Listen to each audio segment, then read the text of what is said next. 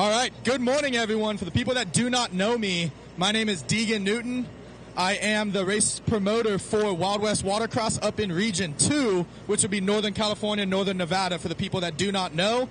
I was asked to come here and help with announcing. I'm going to be walking around doing some interviews. Any of the racers right here. Racers on the beach, look at me.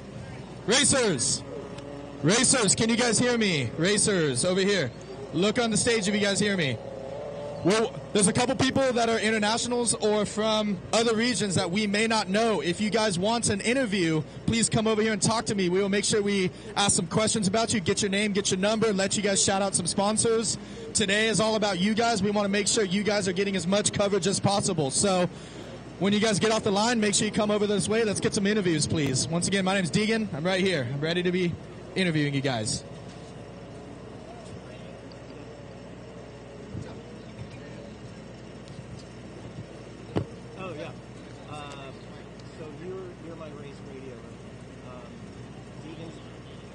No, Deegan sounds great. No, I mean, this cell phone is my race radio. I don't have a race radio. Yeah, so Deegan sounds great. The stream is live. So if you get him to just say a plug, that it's on East Coast Watercross Facebook, it's on Naughty Water Facebook, and it's on my YouTube. However the hell y'all want to say that. But tell Deegan where the camera is, so that, like, if he does an interview, they can be out on the beach with a wireless mic, and I can zoom into them from Farthing's trailer, so if they generally have a line of sight to me, it'll look great. And just ask him to just, like, give an intro for what the heck we're doing, because we just went live. But I have everything else, and then I do have one other issue that I need help solving. It's minor, and it's not pressing, so, like, you or anybody that can help, I could use a hand now. I need to, so we can't get an easy up on top of here. I need to shade some of my equipment, and I'm talking like a cardboard box secured to part of the table could do it. Like it's good now, but I'm gonna die in like an hour. Like anything to cast a shadow over like the computer in a couple of minutes.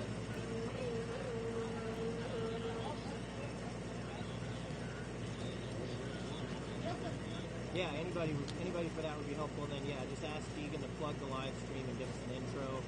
Line of sight to my camera when he does it. Perfect. You are worthwhile, Mike Talent. That's what I want. All right, thank you.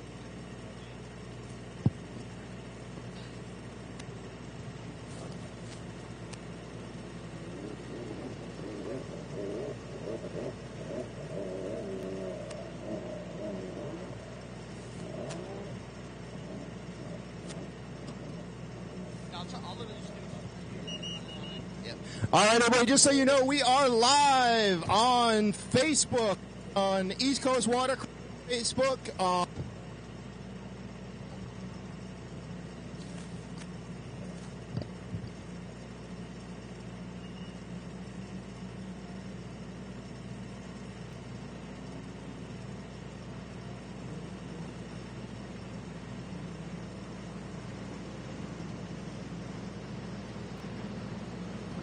Check. All right.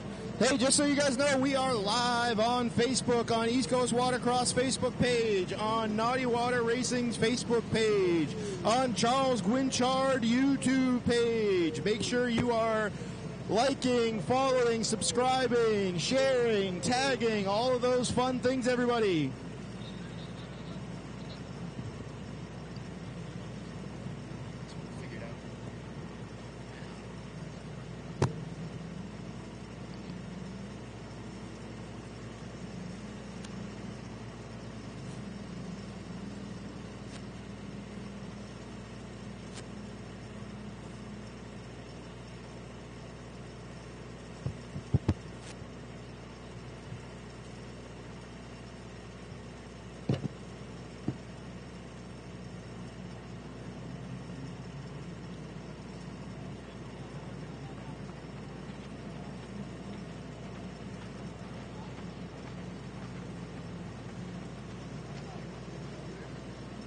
Check. How's it going, everybody tuning in? This is Charles Ginchard, man in the camera up here. Special thanks to Farthing Racing. I am on the roof of a Farthing Racing semi-trailer with this view. Nice vantage point. We got a good view of the line here. You can see the line. Basically, today is I believe it's free. You have to be registered for World Finals so that you're covered under insurance, etc. But if you are registered for finals and you are a junior, this is a free day youth development clinic. So the juniors, what they're going to do is they're going to go up in various groups, not necessarily by the class that they're going to be competing in, based on numbers, based on who's here. They'll group skis, because this isn't really a race day. This is a ask questions, learn the track, learn race etiquette, learn what flags mean. All right, so we got all the 14 to 17-year-old young guns on the line right now. The 14 to 17s are going to be first on the course demonstration. The 8 to 13-year-olds are down there north of where I'm at right now doing the slalom. So 14 to 17-year-olds, you need to be on the line on the main course right now. There's your answer for who's on the line. That's Deegan Newton on the mic. You'll also hear Sean Dudek from East Coast Watercross on the mic. Deegan, there's only a couple sit-down runabout guys. We're going to let them hold back because they have a different course. So all the sit-down and runabout guys, please hold off a little bit. We will get you your course demonstration next. This is for stand-ups only, 14 to 17. Stand-ups only, 14 to 17. So that's your Wild West Watercross race director you're hearing. They're also going to hear the East Coast Watercross race director. And then you've got the Naughty Water Lone Star Texas Series race director, Justin Smith, that's kind of playing race director. So what you're looking at is 3 of the regions, 4, maybe you can consider 4, however you want. But basically the regional promoters are coming in and volunteering their time today to just put on a youth development clinic. Today's a day that some of the adults that are racing finals would probably be jealous. They'd love to just have a full day to just take a look at the track, learn the track. Maybe you figure out some race tactics that you're going to do in the next few days right now. Maybe you're water testing your ski for the first time after traveling here. But you're going to see kids go a little bit faster on the track, but the direction is this isn't necessarily your race pace. Don't be aggressive, be safe. You know, your race is in a couple of days this week. This isn't your race now. This is your time to knock out any jitters, work out any kinks, work out any bugs, have any questions or confusion. Hey, Charles Winchard, do you have this mic on the live stream, Charles?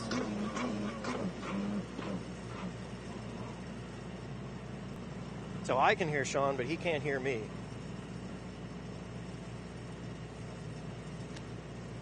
Check, mic check.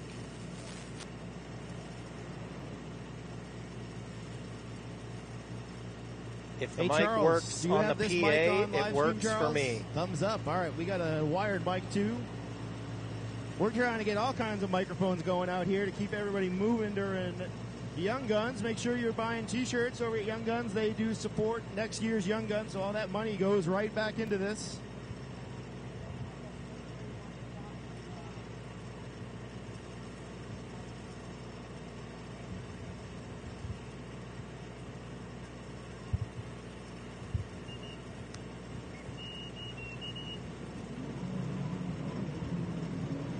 All right, so they're off. This is not a race start, as you can see. You've got your course marshal out front that's essentially demonstrating. All right, we got the older kids on the course getting led around by the course marshals right now. Looks like we've got slalom, the 8 to 13-year-olds down on the slalom getting underway. Course marshals are showing them the way around the course. We are underway. 44th IJSBA World Finals, Young Guns on the course. Just so you guys know, too, I haven't introduced myself. Some of you don't know who I am. I am Sean Dudek. I own East Coast Watercross up here with Deegan Newton from Wild West Watercross. We've got all the IJSBA promoters from across the country, all working together to put this thing together to help our young guns, the future of our sport. The most important part of our sport's growing the youth program, because all you old guys aren't going to be around forever, so we need to keep growing the youth of the sport so we can be doing this 44 more years from now. Typical 595 boat, Sebastian Wilcox showing up late. Needs to hire a new mechanic out there. Father Kelly Wilcox, my co-race director of East Coast Watercross.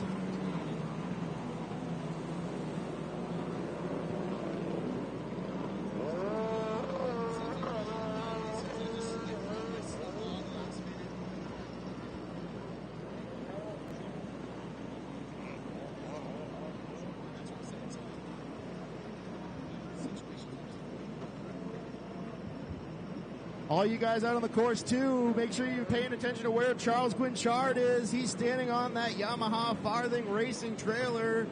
Got the great point of view up there, so you want to wave to your family when you're on the live stream. Wave to Charles up on top of the Farthing Racing trailer all the way down to the end.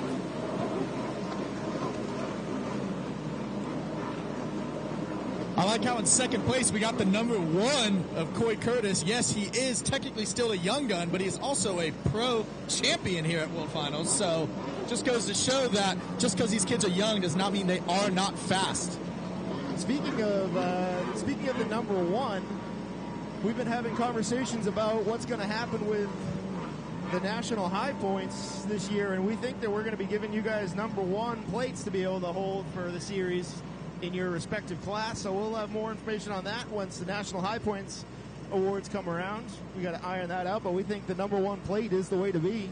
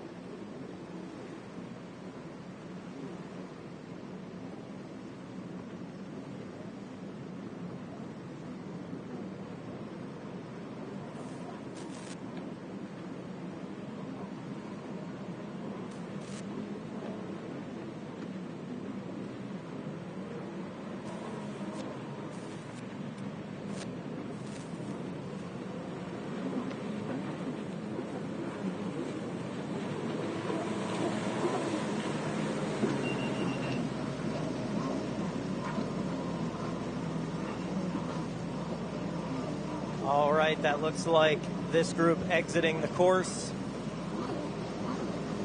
That looks like they probably did the inside start, the outside start, and maybe 1 lap.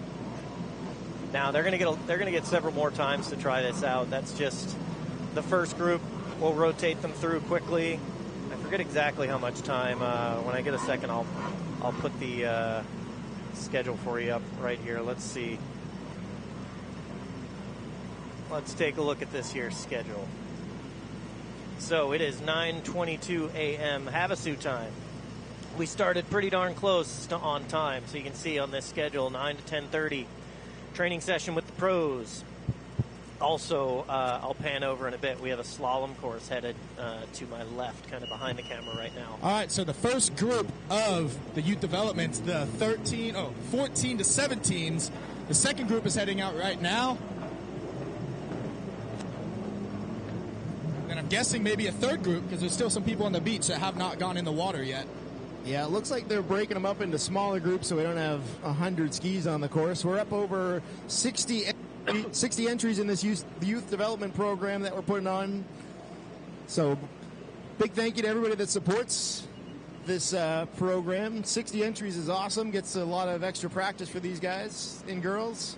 Start practices, course orientation, slalom orientation.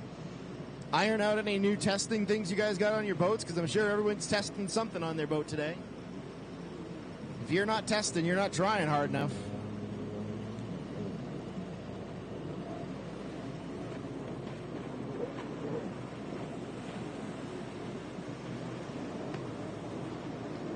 So unfortunately, I do not have a full list of the riders just yet, so I'm going to do my best here. Please cut me a little slack.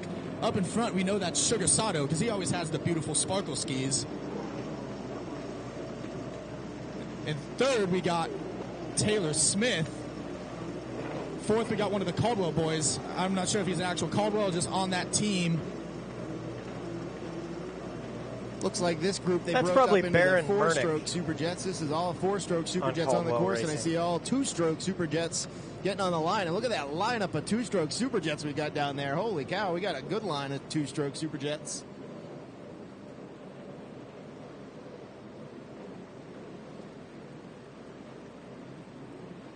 While we got a second, too, we'll run down the laundry list of sponsors that we've got here.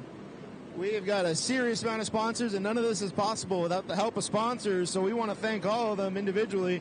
We're going to run right down this list. We've got Victory Lane, Jet Trim, Unlimited, Bomber Eyewear, Lake Havasu WaterX, One What You Brung, Hot Products, Buses by the Bridge, Works Racing, TNSL, High Speed, Hill Racing, Team Gocher Racing, Works A2O Boots, Riva Motorsports, Pro Precision, Logian, IJSBA, the Reinhardt family, the Castro family, the Crawford family, the Smith family, the Cervera family, Kennedy family, Caparelli family, McClure family, Campbell Towing, and Prime Kinetic, and of course all the IJSBA promoters that work together to pull this thing off. Thank you all the sponsors that helped pull this thing off for us.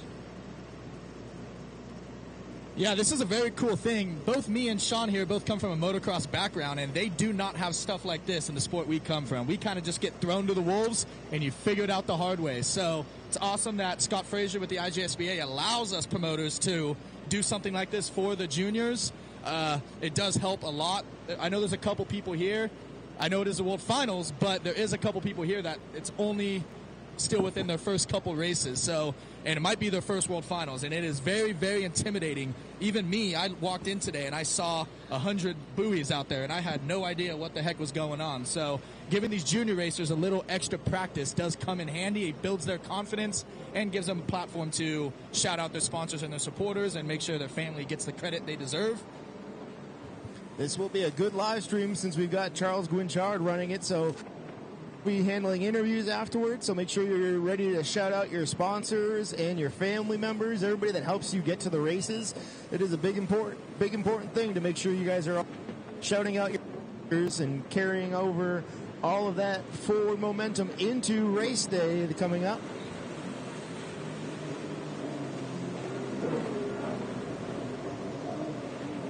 Well, looks like they're wrapping up. We got a red flag from Sarge out there on the Sea-Doo course marshal boat. He's going to be pulling these guys off and rolling into the next group. Right now, they're just doing course orientation, showing these young rippers where to go on the course, giving them a leg up over the racers older than that. A lot of these racers come from the series where they're beating up on all the old guys anyways. Honestly, now that I think about it, I think the old guys need a little extra practice than these kids do. They're usually better than us. I think we need to do an old guy training session after. Yeah. I'm okay. We're gonna start up a new thing. Old guy training sessions. We got the youth development, and then we're gonna have the grandpa development class. I don't know why Kyla's stretching out the young kids. She needs the adults.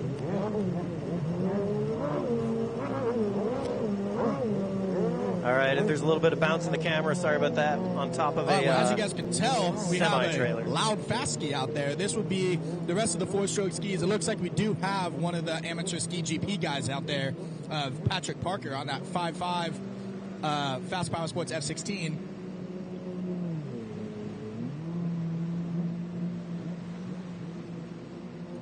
So this looks like this might be the third and final group of the 14 to 17 guys. They're just doing the split course demonstration right now. They have not done the full course. We are going to make sure we give them a little extra time on either side of the course because, once again, it is a lot of buoys to try and remember.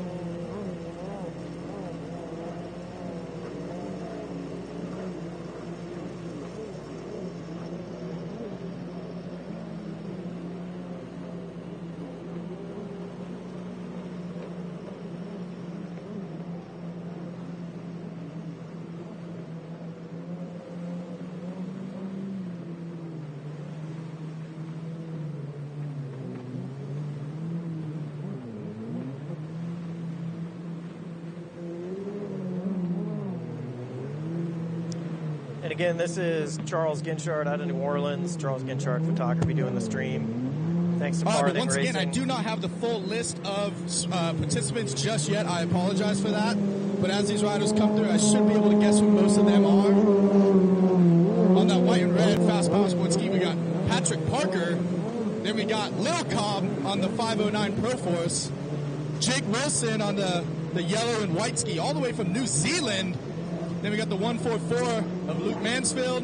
We got the 888 of Jet Wildeboer. I'm not sure who's behind Jet Wildeboer. Then we got one of the Wilcox kids. That is a little kid on that white Superjet right there. I have no idea who that is. I'm sorry.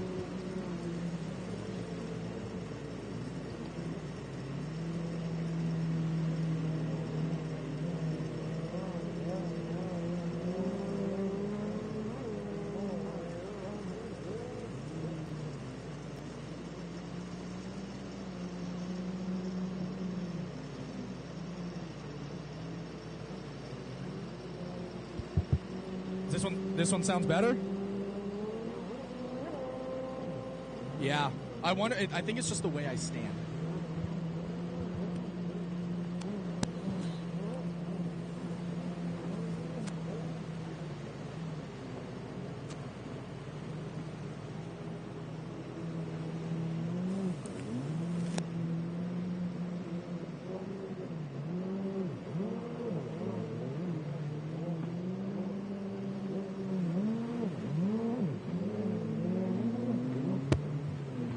All right, we got the last group of the 14 to 17 youth development guys. We got one guy that's a straggler over here, Ruger Castro, showing up late as always, fashionably late. He wants to make sure everyone sees the nice outfit he has.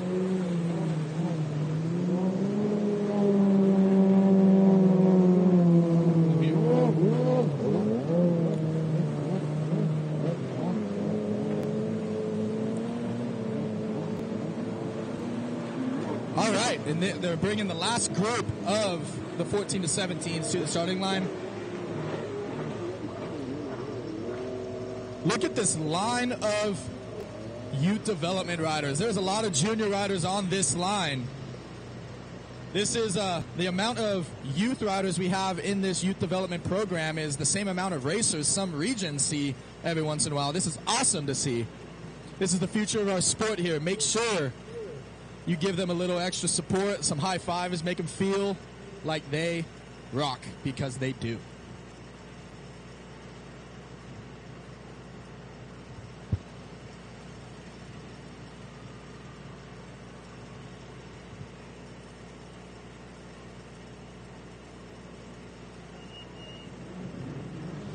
All right, over there on the left-hand side, looks like we got the first group of the juniors on two-stroke lights. Looks like we're going to be breaking them up into groups of 10. I'm guessing this time around they're going to give them 2 sight laps and actually let them get some full-speed practice. So this might be something good to watch on the live stream. Once again, Charles Goodchart up there on the Farthing Racing semi at the end of the blue split. He is live streaming this on YouTube and Facebook. So make sure you tell your family and friends at home that could not make it to watch from home. There will be a live stream all week as well.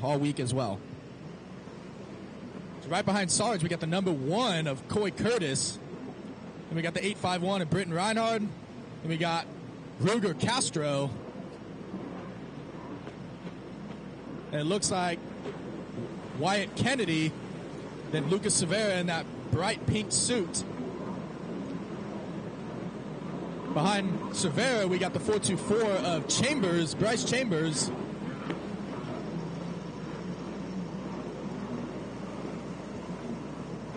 And behind Bryce Chambers, we have the 176. I'm not exactly sure his name, but I know it starts with Russell.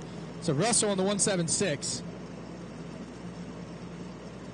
Russell Ford. See, I knew I had that right. I was just guessing. And then Tanner Haig.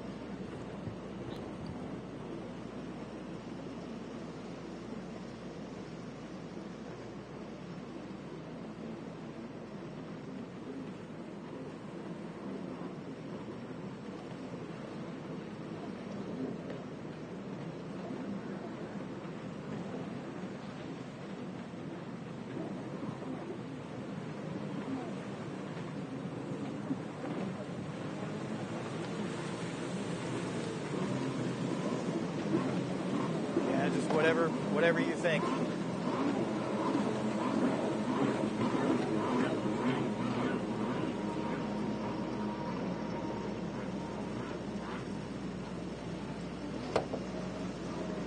And everything shakes when we walk, so you can't avoid it, but just did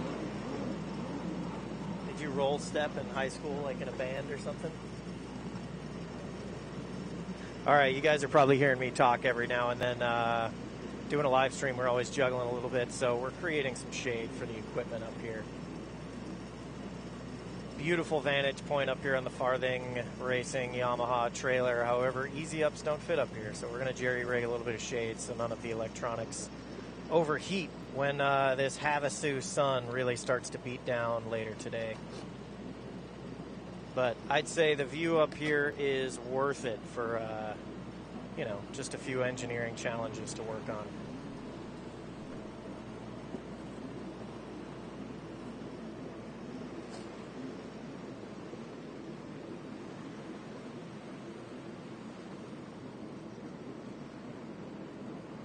So I think that's probably Sarge out front. I'm not sure who all the course marshals are, but I'm going to guess that's who I recognize.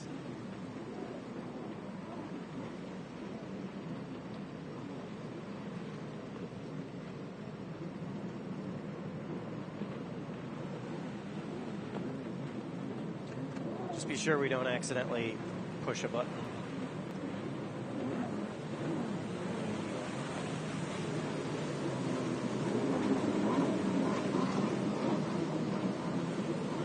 Just watch the button on that white box that we don't want to accidentally push. The gray.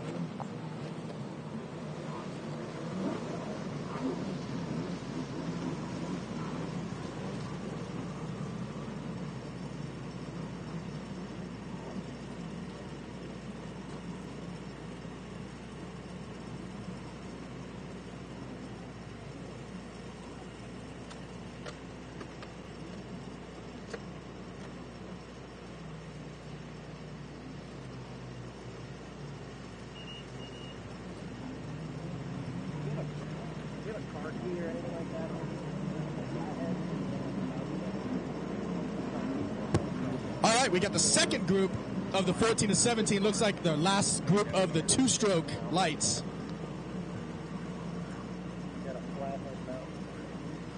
Little too far to see who's who, but it looks like in front that might be one of the Crawford boys. I think that might be River Crawford on the 177.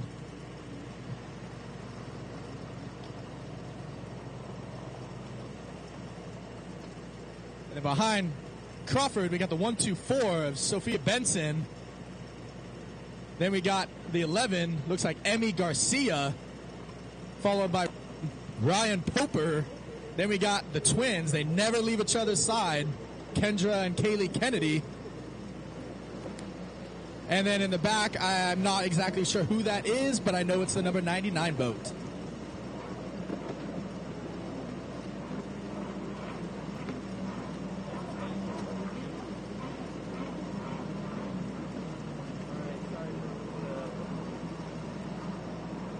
Apologies for any shakeup. We're just engineering some shade up here for a moment, so the camera's running itself, going a little wild.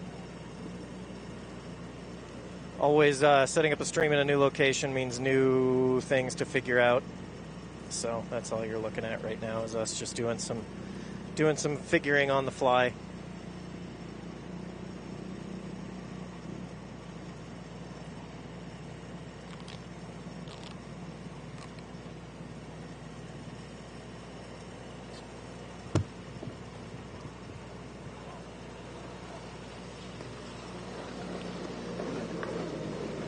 All right, and once we run through this last two groups of junior development riders, it looks like we have a couple runabouts pulling up. We got some young guys on the sit-downs, which is cool to see.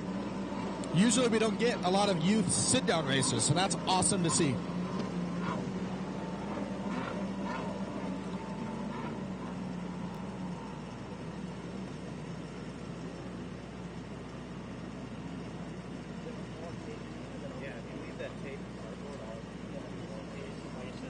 All right, and anyone watching on the live stream, you can see these guys are going past the little black obstacles in the track. They will not be doing the log obstacles during racing. That is for the pro classes next weekend only, so they go around it. So if you see them skipping the tire obstacles, they are not messing up the track. They are doing what they're supposed to do.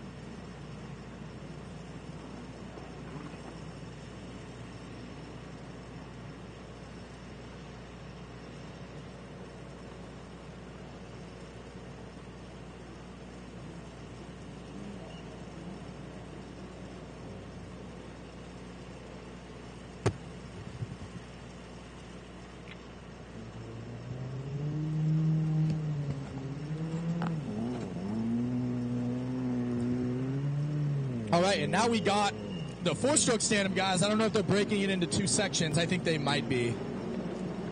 Yep, all right, we got all the juniors on the four strokes heading out for their little practice session. Once again, do not have the full list of names yet, so please bear with me. As they come by, I will announce who I can. If for some reason I have not announced you or I do not know your name, please come talk to me. Let's get you a little interview. Let's get to know you.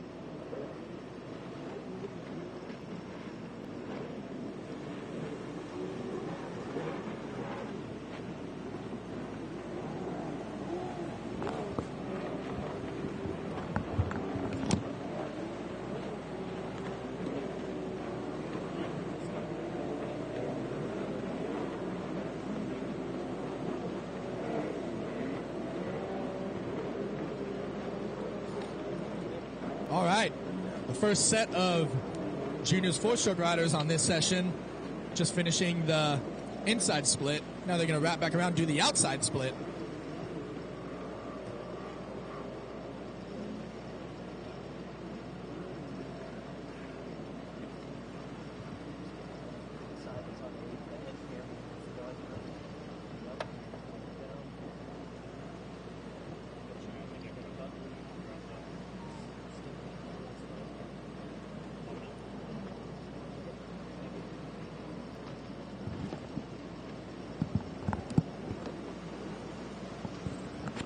All right.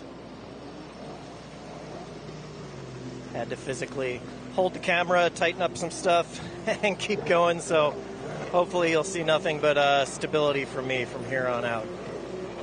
Anytime I'm doing something other than directing the camera, I don't do a very good job of pointing it in an interesting direction.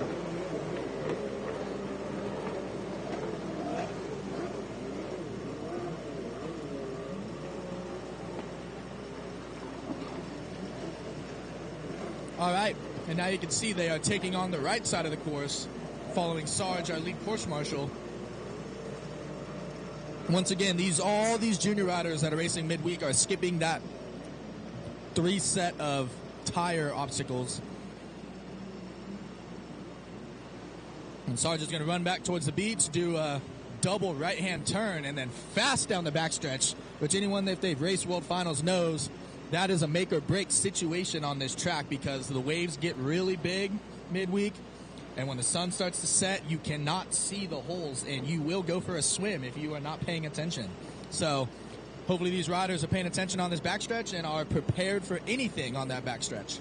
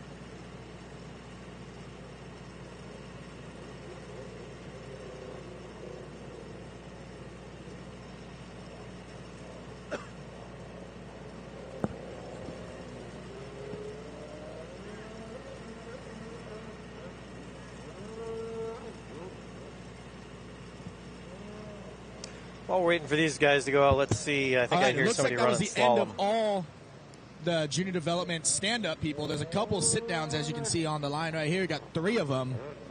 We usually do not get junior runabout racers, so this is actually kind of cool to see that there is some future in this class as well. So the sit-down riders do have a different course than the stand-up riders. So if you see them going a different route than what you saw earlier, do not be alarmed. They know what they're doing. Sean Dudek back. I finally got the list of names. Awesome. We're multitasking at running the IT department over here. Had to go get computers and printers and full IT department. We made it work.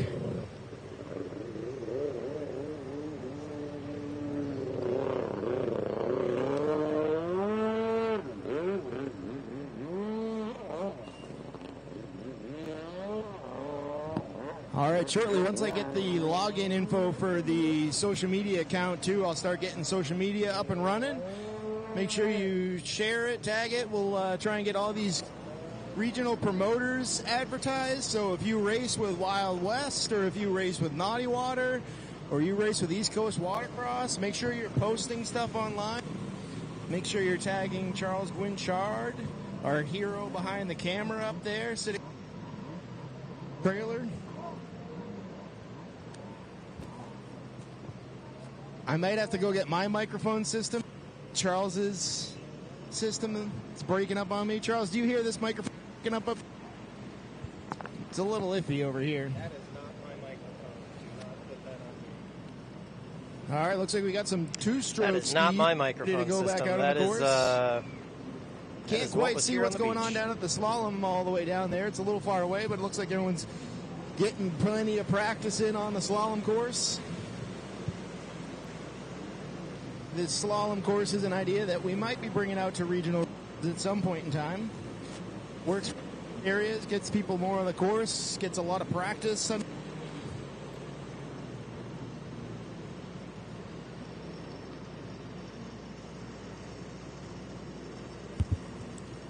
All right, and out there for the runabout practice right now, I finally found the list of names. We have the number 2 of Leland Gibson. He's one of our Wild West local racers up in the Northern California region. He's out there on the number 2 on the Yamaha.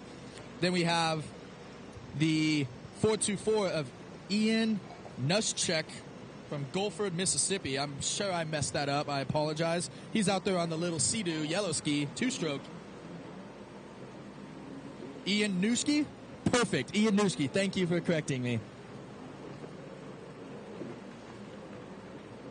Then we have the 297 of Baron Mernick.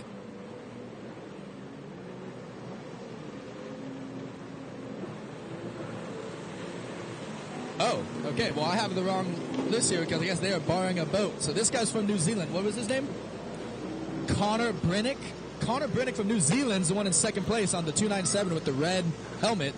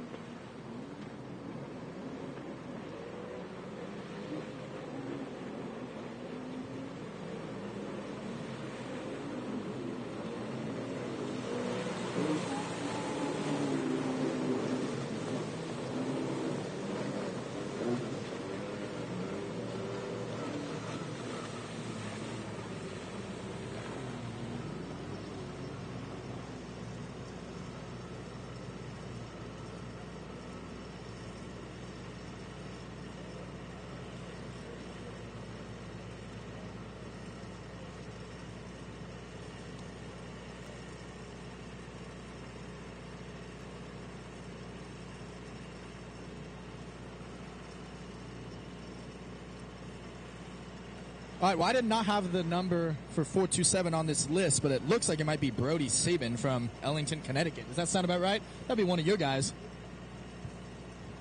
Brody's one of our guys. This guy, this 427 guy? 427 on the X4. Nice, okay. Just started racing 2 years ago. This is his first World Finals, all the way from Connecticut.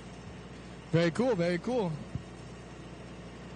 His older brother, Braden Sebin, is on the East Coast Watercross staff. He was a young gun last year, aged out, racing in Expert Ski GP, I think, coming up this week. Amateur ski mod we're doing this year for Braden Sebin, so watch out for that racer on the course throughout the week. This family's been big supporters of the East Coast Watercross Tour, so it's good to see all the families getting involved. Look at how organized this lineup is. This is like these kids are actually listening. This is incredible. I was just going to say, I don't think I've ever seen this many kids be this patient and calm, ever. Thoroughly surprising. Impressive. So parents, take note. Your kids can be trained. We are training them right now, so take note. They do listen. They listen when they want to, only when jet skis are involved. Don't you dare ask them to do the dishes, though.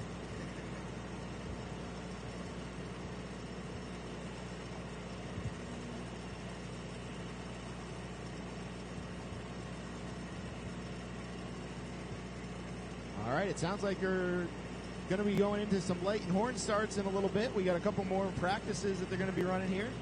A few more practices, and then we're going to start working on the light and horn. All right, we're going to be working on some interviews here now. Harley, we don't got much going on right now, so let's start interviewing some pro riders. Get on up here.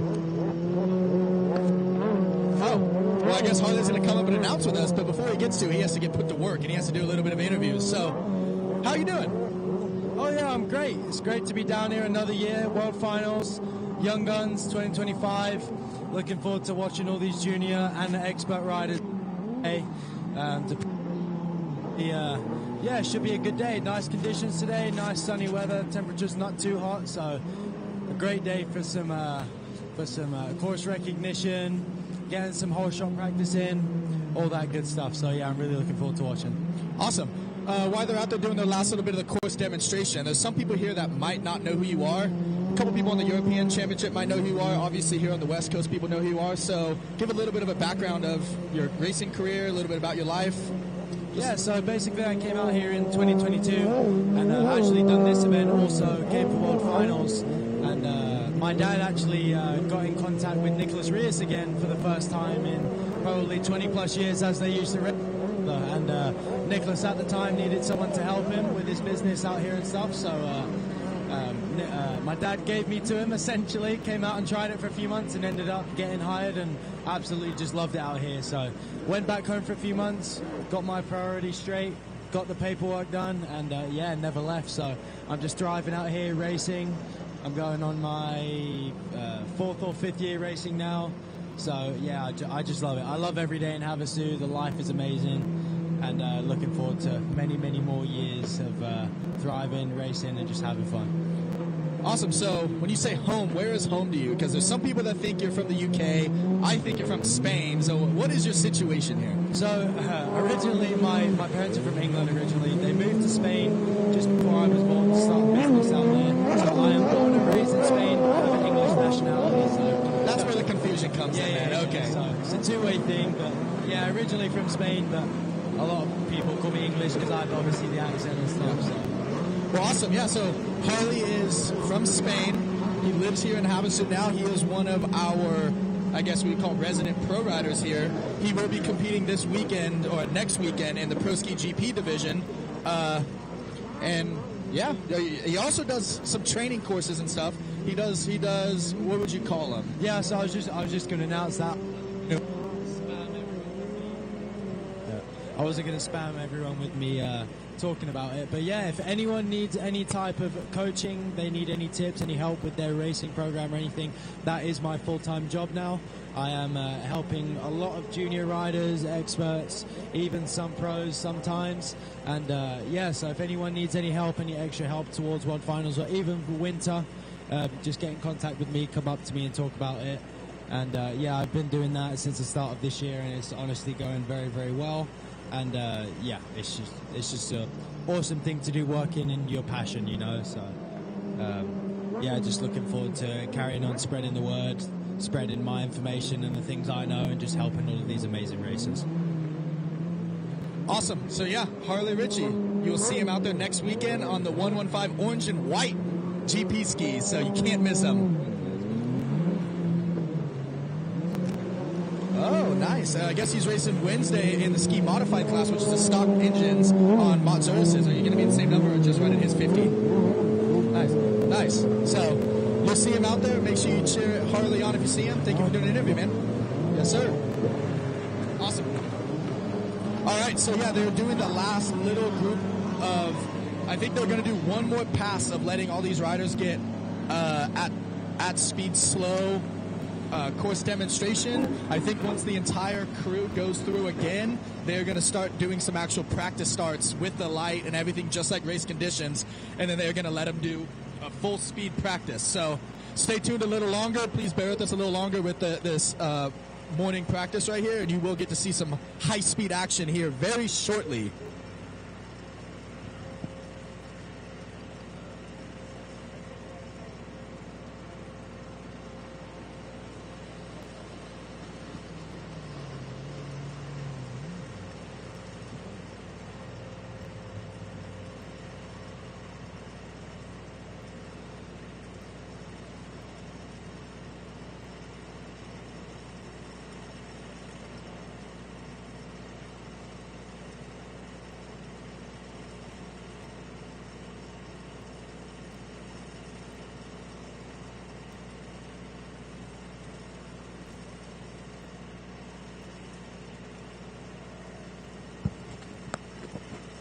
It's funny, I think when I stand on one part of the roof, the camera angles down.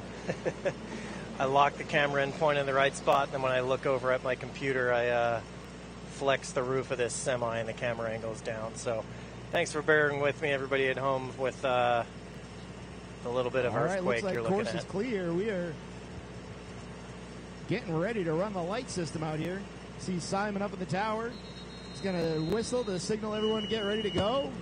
Everyone's going to clear it out. This looks Yeah, like looks a like real we're start. actually going to start the full speed practice right now. You're going to get to see the actual race start in action.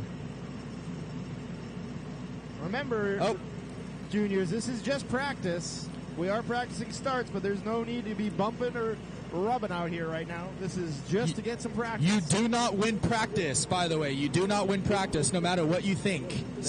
There are no trophies for practice. And they're off. It looks like the 177 of River Crawford got the good jump, but Lucas Severa on the 28 with the pink gear to the left of him. So the inside is going to the white, and then the outside is sweeping all the way around to the red. Yep, looks like River Crawford is going to pull the whole shot on the inside. Whoa. They just messed up the split on the inside, course marshals. They messed up the split on the inside. That's what we're out here for, is to get some practice for these kids so that they don't do this on race day.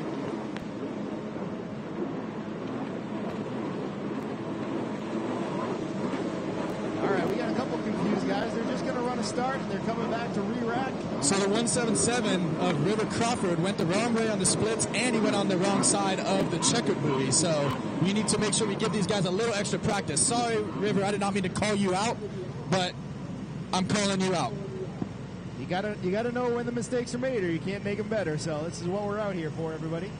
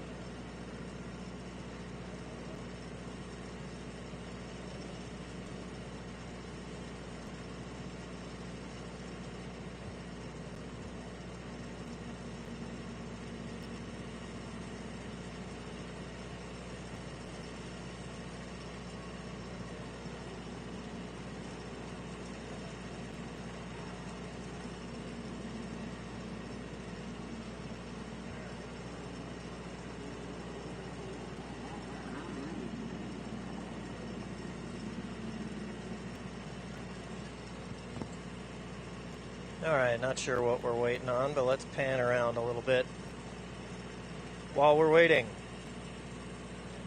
All right, so finals hasn't started yet. What you're looking over here is what will become vendor row up and down here. I think you've got Yamaha setting up in front of me. You see Works, you see Bomber. There'll be a few other folks right behind. Here's your start line. Of course, I'm at the end of vendor row on top of Farthing Racing. Green light in there off. Looks like the 509 of Jack Cobb on the outside is going to hit the buoy first. Once again, inside will go to the white split. The outside will go to the red split. There you go. Sugar Soda went the correct way. That's what we're supposed to do, guys. Jack Cobb on the 509 on that Pro Force 1500 on the outside blue split with a big hole shot. Going through the double blue SBT and then through the checkered buoy. Second place, we got Sugar Soda with Jake Wilson from New Zealand. We got Japan and New Zealand going head-to-head for second and third on that start. So what happened right there is exactly what we want to see every time. That was perfect.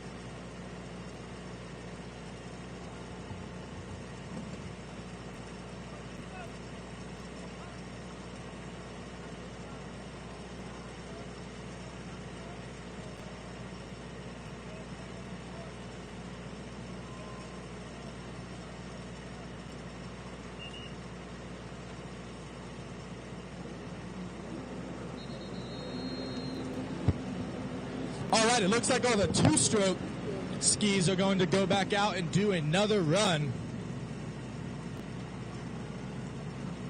Green light. Once again, River Crawford and Britton Reinhardt got a good jump.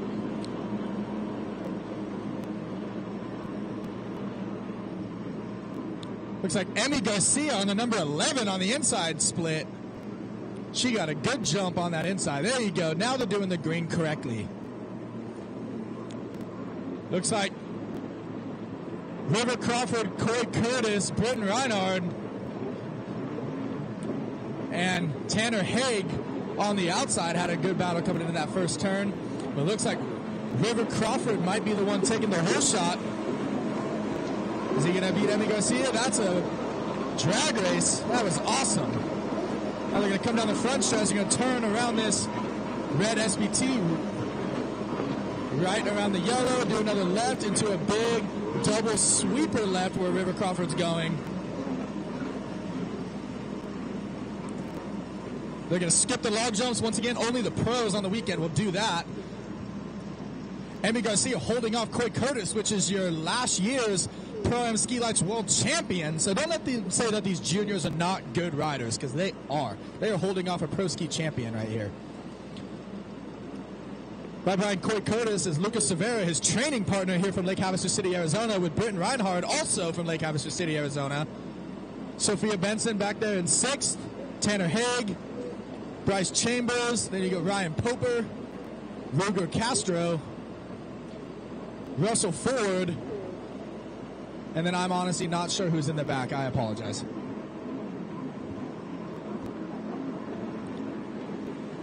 But let's see on the second lap, now that they've separated, who is going to come out first on these splits.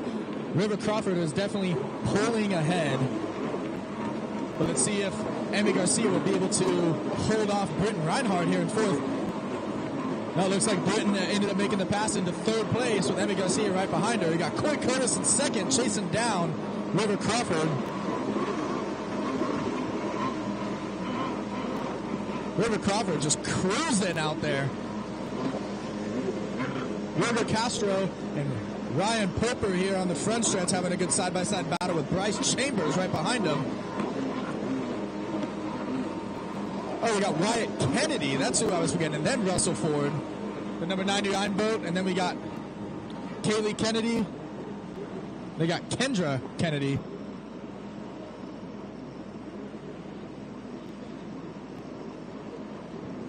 Going down the backstretch, we got River Crawford holding off last year's Pro Ski Lights champion. River's going to the inside. Oh, so is Coy. I wanted to see if Coy was going to be able to get him on the inside, but they both decided to take the blue split. Let's see if Coy can charge him down. Get a little wavy out there. Oh.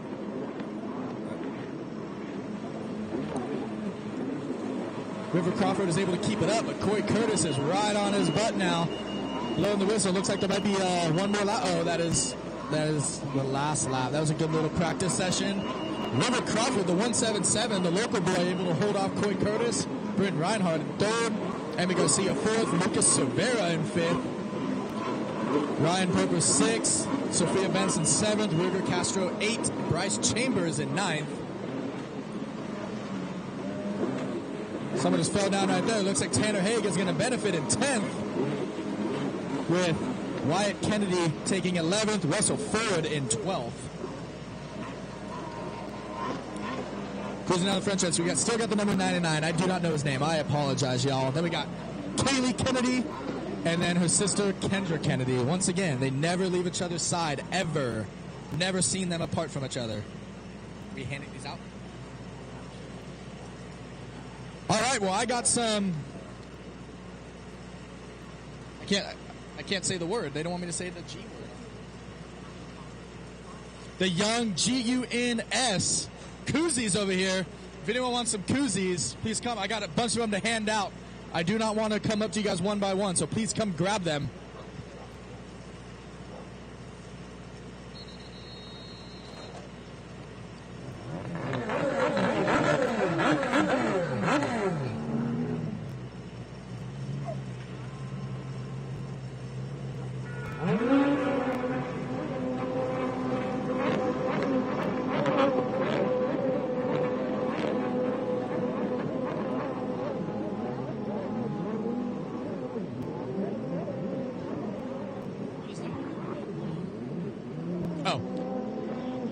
And then the four-stroke group took off. It looks like on the inside, Jack Cobb on the Pro Force spun out, but Patrick Parker on the 55 right behind him, and Luke Mansfield on the inside. On the outside, it looks like we got... I'm not sure who that is. I think that might be Jet Wildeboer. But Jack Cobb on that 509 Pro Force out front, easily out front.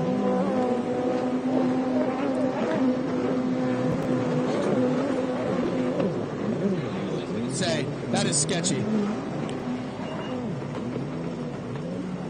We got Jet Wildeboer, then we got Patrick Parker.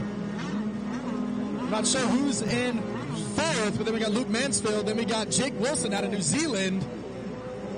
We got Wilcox, all the way out of New York, right? Wilcox is New York. New Hampshire, same thing. To us West Coast people, it's all the same. It's pretty close. It's only 6 hours apart. Pretty close. Yeah, 6 hours barely gets you across California here, so. All right, looks like Jack Cobb on that Pro Force is pulling way out front. Looks like he has that Pro Force dialed. I was out at Body Beach yesterday on my Pro Force, and he made me look like a fool.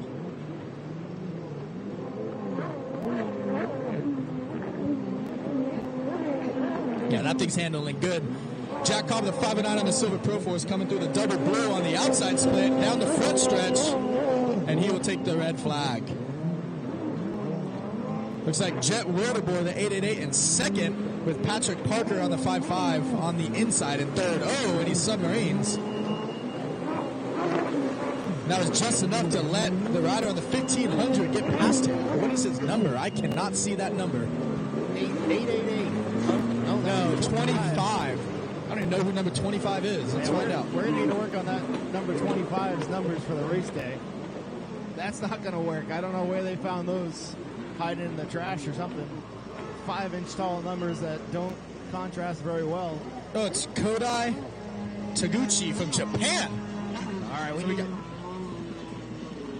color from Japan, so we're going to have to make sure we find his pit, make sure he gets some better numbers, because I did not know who he was the whole time, but good to see another young guy making the trip all the way across the pond to come race with us. We'll have to bring him over to the East Coast trailer. I do have numbers that I always keep in my trailer, so make sure you swing over. We'll get you set up with some bright numbers. I got neon colors for your skis, because there's no harder job on a race weekend than a scoring tower. The scoring is not an easy task, especially when we can't read your numbers. Yeah, with the big bright neon numbers like on the 427. We need to put those on the Cowie. All right, looks like they're going to let the two-stroke stand-ups do it one more time, and then probably let the four-strokes do one more, and then they're going to let the runabouts get some practice starts in. So let's see who's going to pull the whole shot this time. Green. Looks like Lucas Severa, River Crawford, Bryn Reinhardt, Corey Curtis all getting a good jump again, just like the last two practice starts. Seems like they got their skis dialed. Looks like Sophia Benson, followed by Tanner Haig, and then Bryce Chambers on the inside. And then on the outside, we got Emmy Garcia, River Crawford, Lucas Severa, Britton Reinhardt, and Coy Curtis all on each other's butts. This might be if these splits are even like they're supposed to be, this should be a really good battle coming into this front stretch right here. Doing all this practice out here gives us a chance to really time these splits well, so they should be pretty dialed in. Looks like Emmy Garcia, the number 11, originally from France, but now she's here in America. Out in front, we got Sophia Benson and River Crawford going second and third. Lucas Severa in fourth, Bryn Reinhardt, Tanner Haig, Corey Curtis, Bryce Chambers. Man, these kids, I think it's actually a race right now. It's getting a little sketchy out there. They look like they're all pushing pretty hard out there. Oh, two skis collided right there on the inside. I was just talking about. They need to stop acting like it's racing. Yeah, remember, racers down on the line. Looks like Kendra Kennedy and Wyatt Kennedy, they are not related, but they just made contact like they were.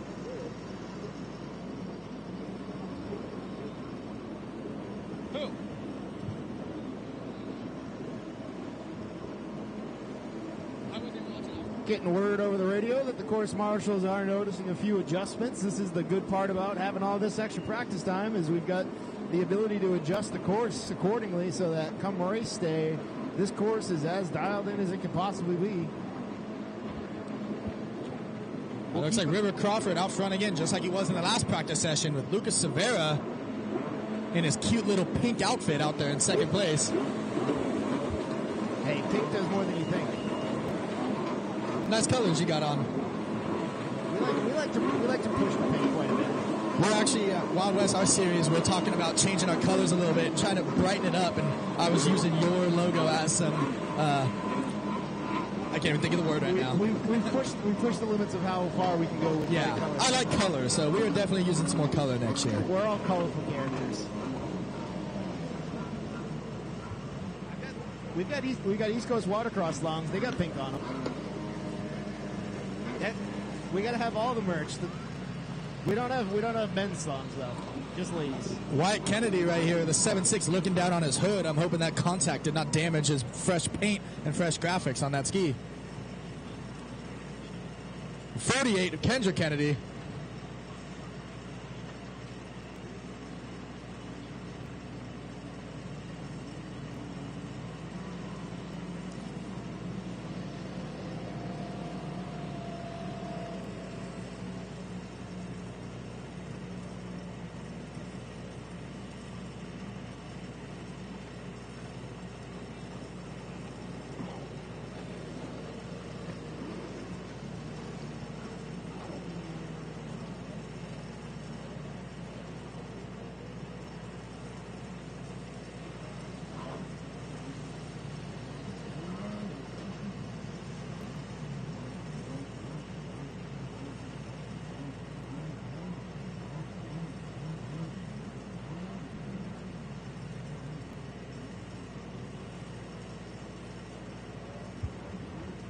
All right, racers on the line. Make sure you guys are being cautious out there. This is not a race. As much as you want to race your buddies, give a little bit of extra leeway out here. We don't need to be scratching up all these pretty skis on practice day.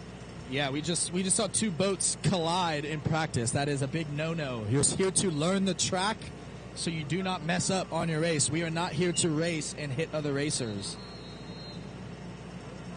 All right, looks like the 4 strokes are lined up again. Let me get the list out because there's a couple people that I do not know their names in this race. Green flag. All right, I do know on the far right-hand side we got this Ben Dressel kid. He's been racing with us at East Coast Watercross. He's the AJSA racer.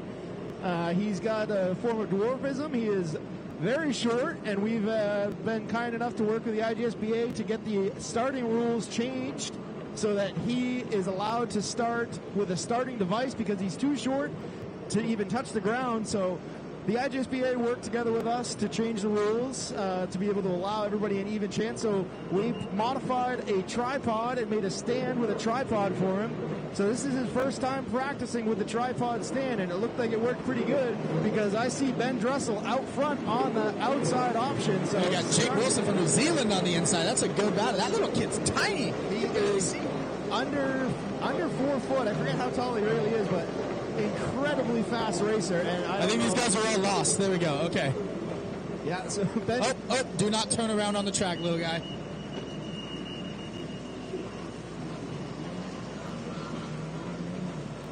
All right, Sugar Sato with Jake Wilson in second and third. Okay, they've made the pass.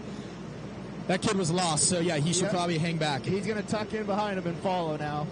This is a problem with getting a hole shot. If you don't know where you're going, getting the hole shot may not be the best idea.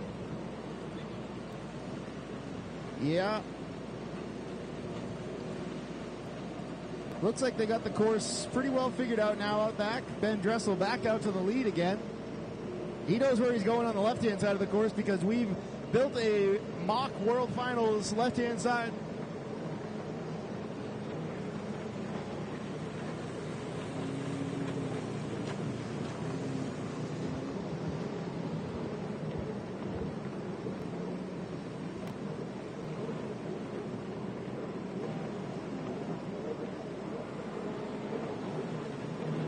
Looks like we got the runabouts on the line. We're going to run into the runabouts after this. IJSBA and the team here work together to bring runabouts out to this youth development program. First time we've had runabouts out here. All right, we're going to pull these guys in, and they're going to do a runabout start next. Yeah, these guys ended up messing up the right-hand side of the track a little bit, so... Yeah, looks like Course Marshal Jackson Ray Rod is going to bring them together and show them the track because that was a major hazard. We had 3 different lines of all these people going different ways. That is a big no-no. If you're unsure of the track, do not try to take off and win practice. Let the people that know the track lead and you follow. Because 3/4 of the lineup right there went the wrong way on the track because they followed someone that did not know where they were going.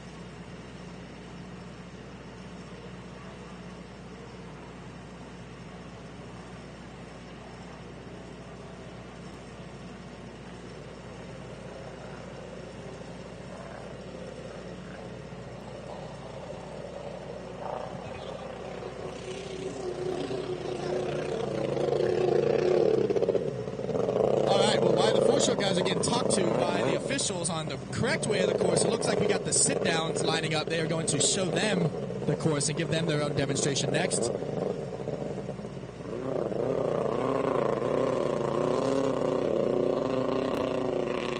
Oh, we got the 41 of Zoe Schreiner just riding across the start like she owns the place.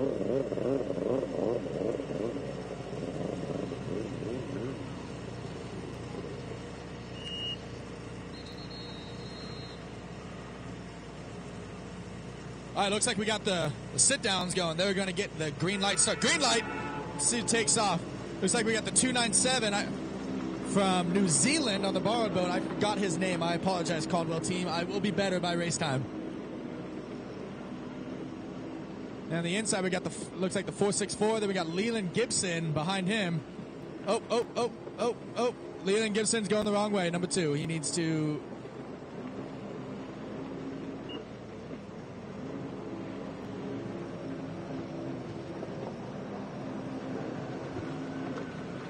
Hey, racers, remember, we do have the board up here still, so you can still look at the board and see what the board looks like. When you guys are heading to the starting line, please stop riding in the middle of the track. You are going to go head on with the other racers. It's already becoming a problem.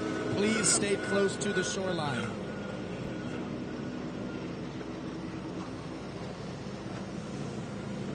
All right, we got runabout racers out there now. Who's up next? Looks like two-stroke Super Jets. These guys have no idea where they're going, guys. Yeah, Please give them more demonstration. It looks like Brody Seven knows where he's going. Follow the young kid out there on the X4.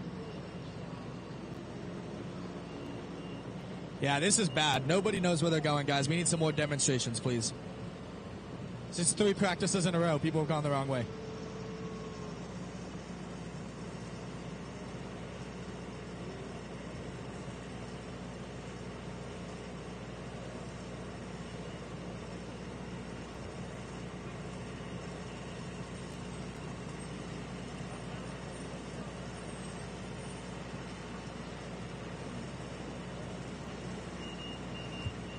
All right, we got Sarge out there. He's showing them the way. This is what we're here for.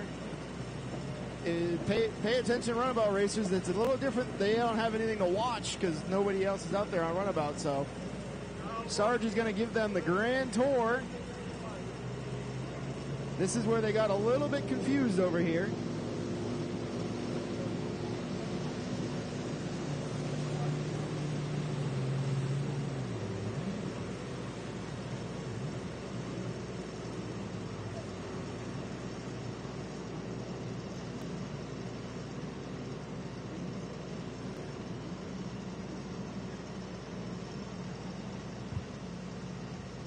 Looks like they got it figured out now. Sarge is showing them the way around the runabout course. Ski riders, don't pay attention to what they were doing in the middle because that's not where you're going.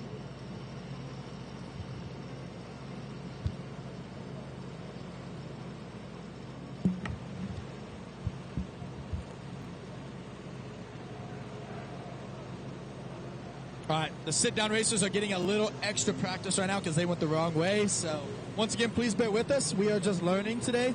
That's all this is about today. This is a very hectic, crazy course. We're making sure these guys get a little extra practice because it is confusing. So, it's all fun. We're having a good time. It's an amazing day and beautiful weather. While we're sitting here wasting a little time, let's make sure we shout out some sponsors.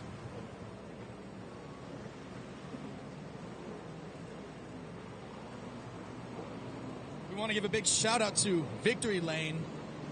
If you need to get some oil changes here in town, they're the people to go to. They're the only people I trust with my vehicle, and I'm not lying to you. I just went to them last week. Jet Trim, the best stitching you can get for your jet ski. Unlimited PWC, if you need some race gear, make sure you buy some stuff from them. Bomber Eyewear, goggles and glasses that are not only waterproof, but they also float. So make sure you hit up Bomber Eyewear. We got Lake Havasu Water X. They're the local racing series here in Lake Havasu. Run with your brung, the best event of the year. And I'm not just kissing some butt because he's here looking at me right now. Then we got Hot Products. We got Buses by the Bridge. Works Racing USA. If you need some hard parts for your machine, make sure you hit up Works Racing. TNS Cells. We got High Speed Industries. Hill Racing. Team Gocher Racing. Harry Gocher, one of our local pros here, he actually raced back when they got paid to race jet skis back in the 80s and 90s, so he's what we would call a real pro. He started a race team here, a lot of young guns and youth racers, so it's awesome to see him supporting. We got Works H2O Boots, we got Riva Motorsports, Pro Precision, Blosian, We got, of course, the IJSBA. Thank you, Scott Frazier, for letting us do this. And then we got a whole plethora of families that came in to support this event. We got the Reinhardt family, the Castro family, the Crawford family, the Smith family, Cervera family, the Kennedy family, the Caparelli family.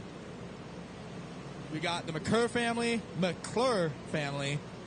We got Campbell Towing, we got Jet Tribe Gear, and we got Prime Kinetic. Once again, thank you all for supporting this event. This is freaking awesome.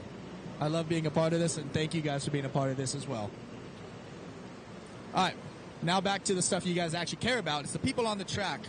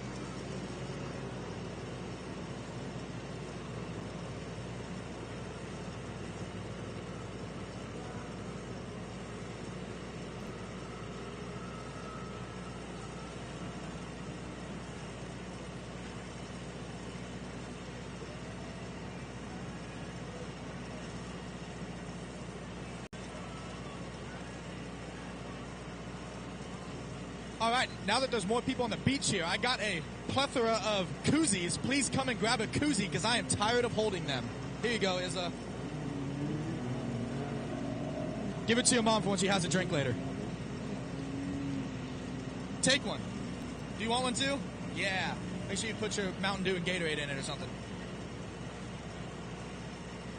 All right, I got 4 more Young Guns koozies. Please come and grab them from me. Koozies right here. Somebody, going once, going once. All right, looks like the 2-stroke lights guys are going to take off and get another practice lap in. I think they might give them 2 full laps again, so this will be a good race to watch. Green light.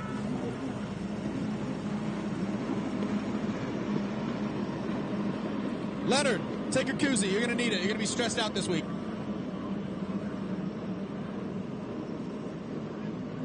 Mitch, take one. I know you like to have nice cold beverages. All right, I got one left. I guess I'm keeping it for myself, so. All right, on the outside, we get the 177 of River Crawford once again with Sophia Benson right behind him. And then Ruger Castro, first, second, third on the outside. On the inside, we got 11 of Emmy Garcia, the 1 of Coy Curtis, and the 28 of Lucas Cervera. Let's see who gets the whole shot. Looks like Emmy Garcia's just going to edge off River Crawford. Oh, coming together. That's a good battle right here. Emmy Garcia, she takes the whole shot over the boys.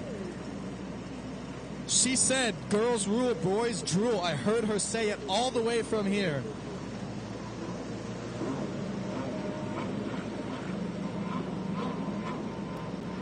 There you go. See, the 2-stroke guys got it down. I don't know why everyone else is struggling on this track. Emmy Garcia left around that 180 red to a big double yellow right and then fast and full speed down the backstretch. She's pulling away from River Crawford. We got Coy Curtis on the number 1.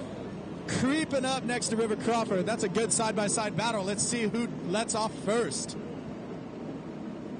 Emmy Garcia pulling away, making these boys look silly. Oh, looks like Coy Curtis on the number 1 is going to the inside grain split. River went to the outside, I'm sorry. Seems like everyone's taking the blue split. Let's see if Coy Curtis can make some passes on the green split inside. Emmy Garcia way out front. That's not even a debate. See, looks like the green is just slightly slower, but that was pretty good battle between second and third right there. Lucas Cervera coming through in 4th with Sophia Benson 5th, Bryn Reinhardt 6th, Ruger Castro 7th, Tanner Haig 8th, Wyatt Kennedy 9th, Ryan Poper 10th. That was a good little battle right there, the two-stroke guys. These kids are fast. I have a Superjet. I have to race against these guys all the time, and there's a reason I'm selling my Superjet, because I cannot beat these kids.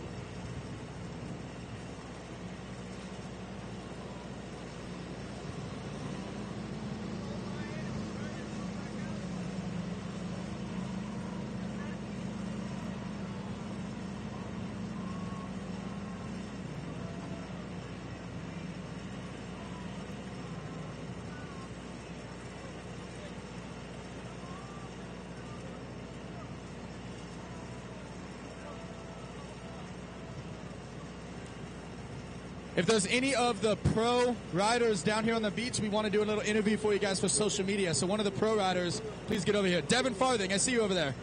Devin, can you hear me? I don't think you can hear me.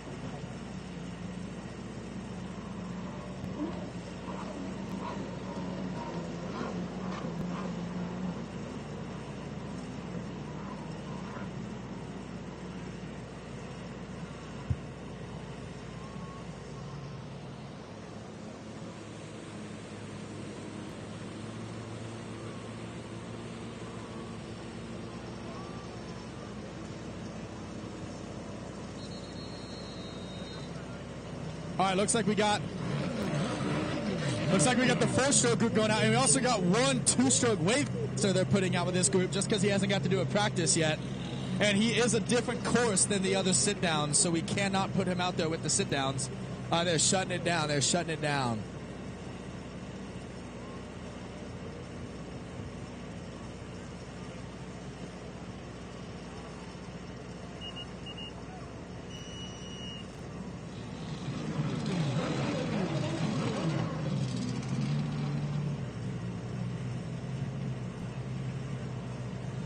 All right, down the line, down the line. Let's see who gets the whole shot here. Green!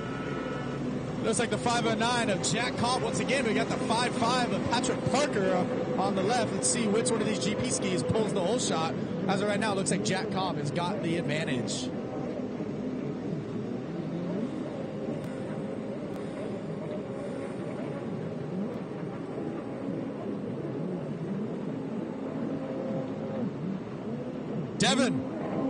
Devin Farthing.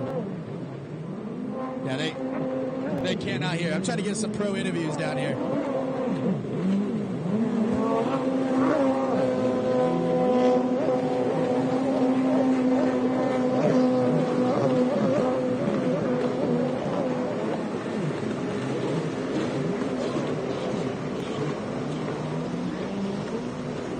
All right, looks like Jack Cobb pulling way out front of it. Patrick Parker. Third, we got the rider out of Japan. Fourth, rider out of New Zealand.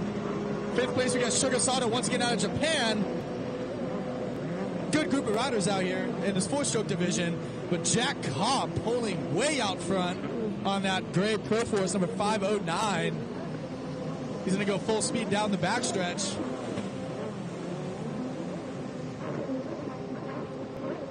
Looked like a pretty good start for our short superstar out there, Ben Dressel. He was practicing his modified start setup with his tripod. It looked like he got the whole shot, at least the jump, which is what we were looking for. Get more practice on trying out a unique start method. Jack Cobb pulling way out front. This was an easy little practice session for him.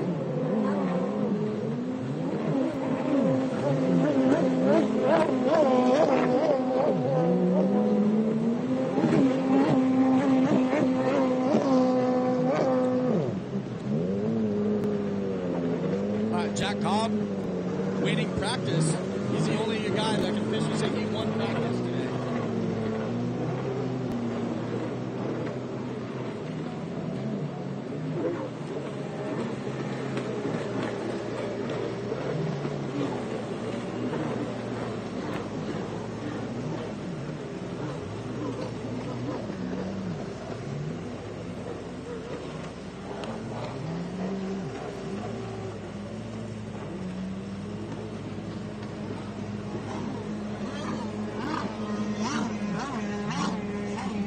Make sure you guys are sharing and liking and subscribing on YouTube. Charles Quinchard's page. He's got the live stream going.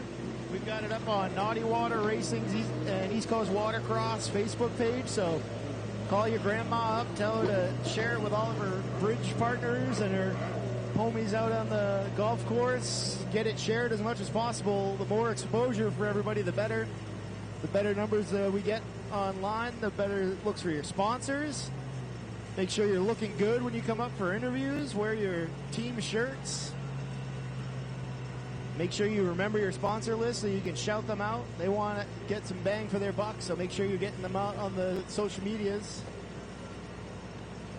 Looks like we might be getting the last group of the 14 to 17 practices right here, because I see a lot of the 8 to 13s making their way over. So we will be switching to a different age group here, while the 14 to 17s will move over to the left to the slalom division. We will take on the young guns to come and do some practice with us on the race course.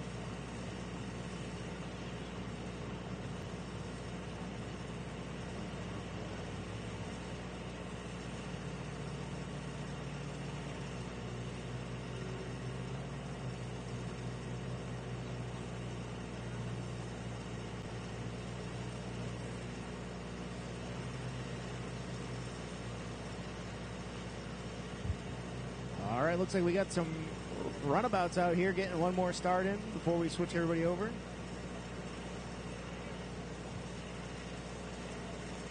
Course is clear. Marshals are getting set.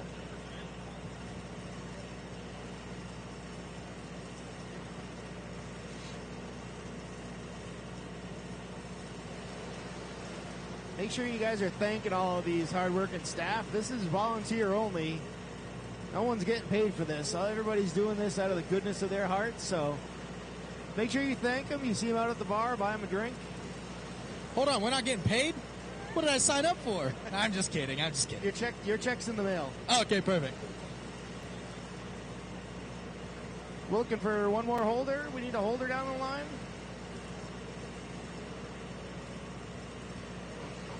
All right, looks like they're ready to roll with the runabouts out here. Doesn't look like it's a comfortable way to hold that runabout. That guy is standing directly behind it. One person holder. It's a good way to get a pressure wash.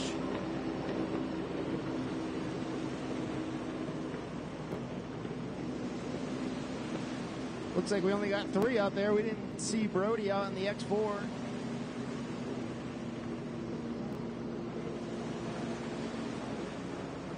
Looks like everyone's learning the course really well. I know Naughty Water Racing did a course with a mimicked left-hand start.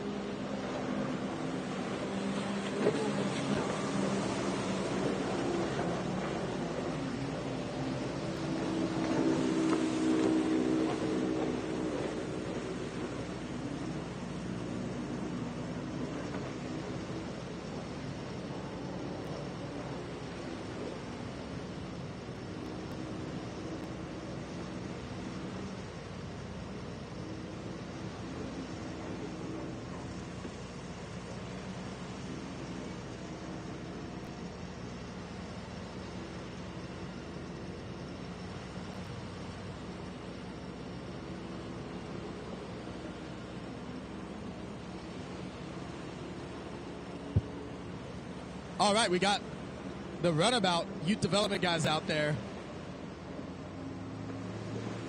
Got the 464 out front, and then we got the guy from New Zealand in second place, and then we got the rider in third place, the number 2 of Leland Gibson.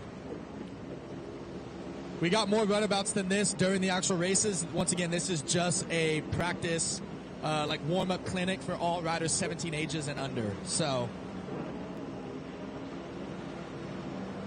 I've had to remind these guys a couple times, this is not a race. They need to just hang out and learn the course.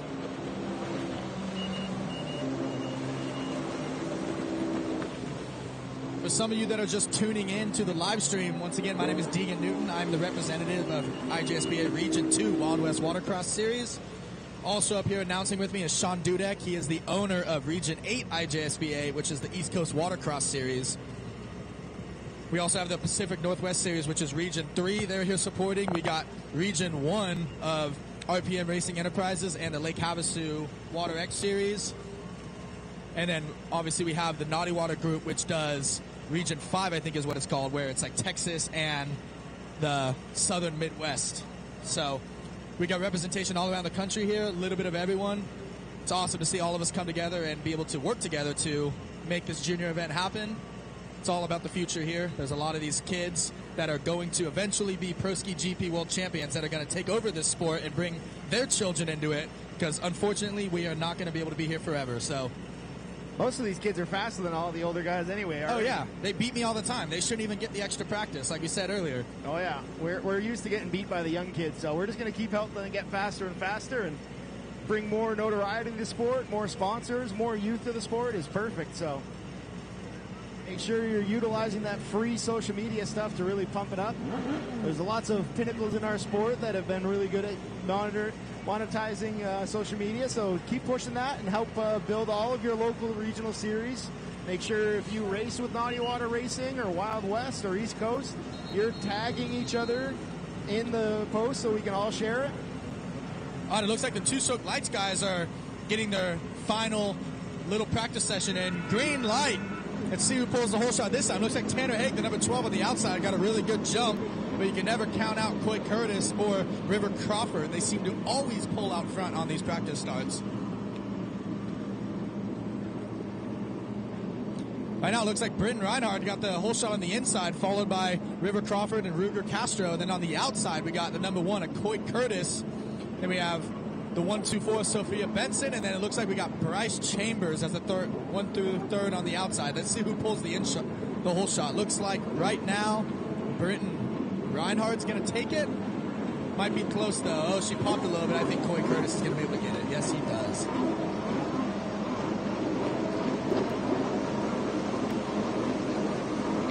We got Lucas Severa right there in 6th place. Then Tanner Haig. Then we got Ruger Castro.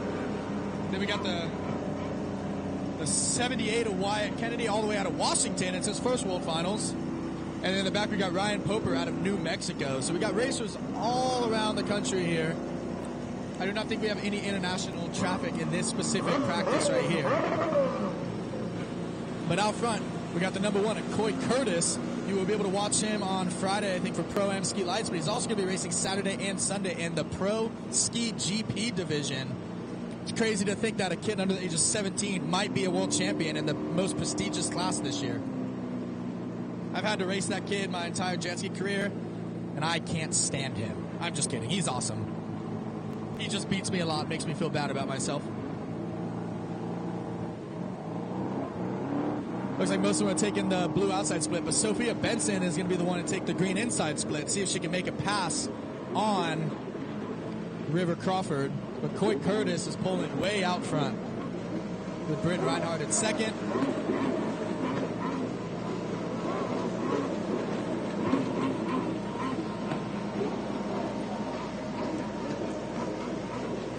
Sophia does not make it happen, but she's able to hold on to the 4th position with Bryce Chambers just behind her.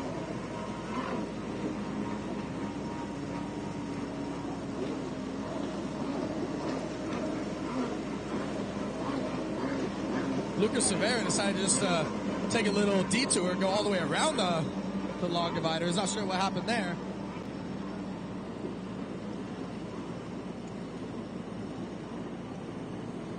But out front, we got Coy Curtis, number 1, jumping. Looks like it's getting a little rough out there. Britton Reinhardt 2nd. Lucas Severa third, River Crawford fourth. Corey Curtis is starting to pull ahead a little bit.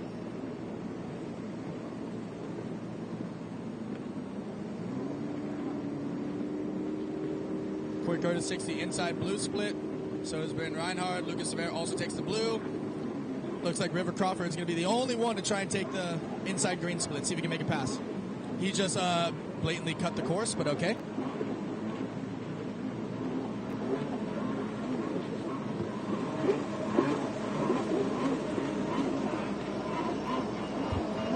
And Coy Curtis is going to get the red flag. Just a simple reminder, too, racers, make sure you're staying hydrated out here. One of the big things about coming out to the desert and racing in this heat is staying hydrated. It's one thing to easily overlook when you're nervous on race day. Make sure you're pounding those waters. Get a couple waters in before you leave the house, before you leave the trailer. Make sure you're getting water in throughout the day. It goes a long way with keeping your muscles loose and your body loose. So make sure you're staying hydrated. And make sure your parents are staying hydrated too. Sometimes the beverages that they're drinking aren't hydrating them, even though they may be drinking a few more. Make sure your parents are drinking water as well, kids. Just your friendly service announcement. I'm just here to help.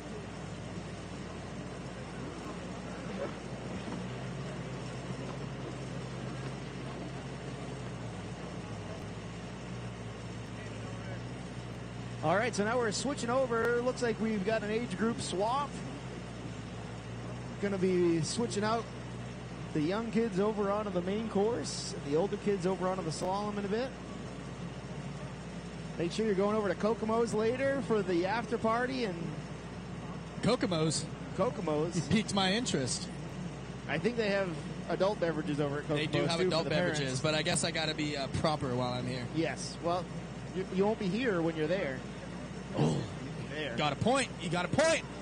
But it looks like the end of the 14 to 17 group, they might be taking a little break, filling up, but they're going to head south. Would that be south? Seems that would be west. They're going to head west to go. A little west. They're going to head west to go over to the slalom division. But we are here with the 8 through 13-year-olds now. We are going to do the same thing we did on the last one, where we are going to break the groups up, and we are going to give each of them a little bit of practice sessions on the left side of the track, the right side of the track, to make sure they know the course completely. And then we're going to give them a couple hot starts and let them actually get some high-speed practice out there. So I'm excited to see how these young kids do. This track is very confusing. I didn't know what the heck was going on when I got here, so let's see if they're better at this than I am.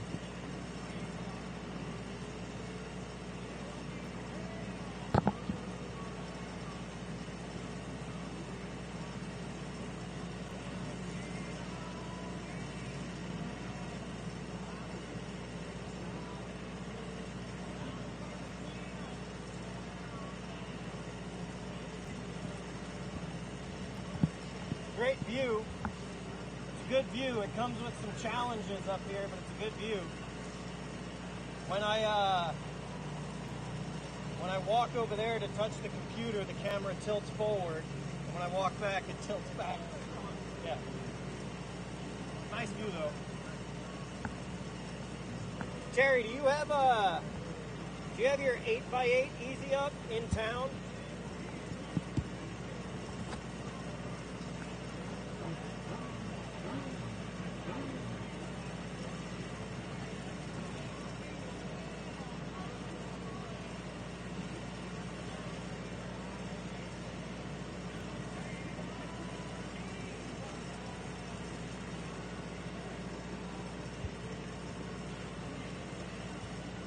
Just had to jump off the mic a minute and say hi to the Cayman Island boys. We got all the boys from the Cayman Islands out here. They're going to be making a showing this week at the World Finals. We got people from all over the globe out here. I think the last I heard it was 17 different countries. I believe we're up to 17 countries, something like that, for World Finals. I see the 33 out there warming up. Cash McClure, another young ripper that has been traveling all over the country, hitting every race that they possibly could, putting the miles on Dad's truck.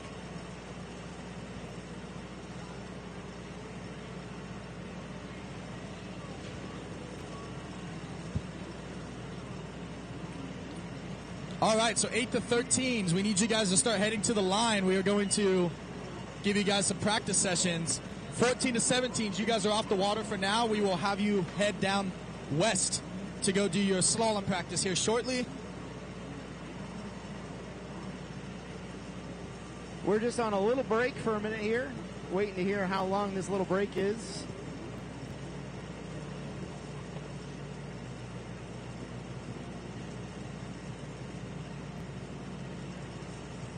Devin Farthing, can you hear me?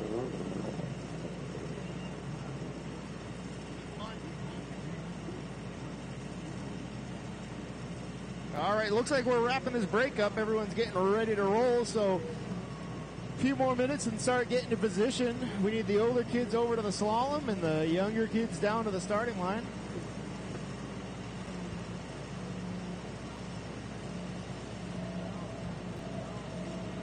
Leland, get over here. I got some questions for you.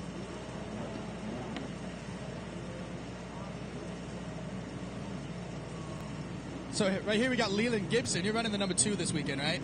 So running Dad's boat. All right. Well, this is his. Well, right here we got Leland Gibson. He's one of our resident guys at Region 2 with us. This is his first year at World Finals. This is actually your first year racing ever, right? He's competing in the runabout NA division, so he's one of the young guys on the big runabouts, which are a little scary for me. So I don't know how you like, but how'd you like the track out there? Oh, it's great, dude. It's insane. The water's none other like it. Like it's crazy. I always tell people Havasu water is surprisingly rough. It looks smooth out there right now, but it will bite you. I heard you got a little bit of go fast parts in your ski. How are those working for you? Great, 100% great. Fast, better handling. All around is better. Yeah. So what you're saying is you have no excuses. Maybe. I hit Dad over there is getting a little nervous. He might have to buy a couple more things, but yeah, I'm excited to see you out here. It's your first year at World Finals. Anyone you want to thank? Mom, Dad, Works, GoPro, ODI, Impros, Justin for Justice, Kern County Power Sports, and that's it. Awesome. Thank you, man. Good luck this weekend.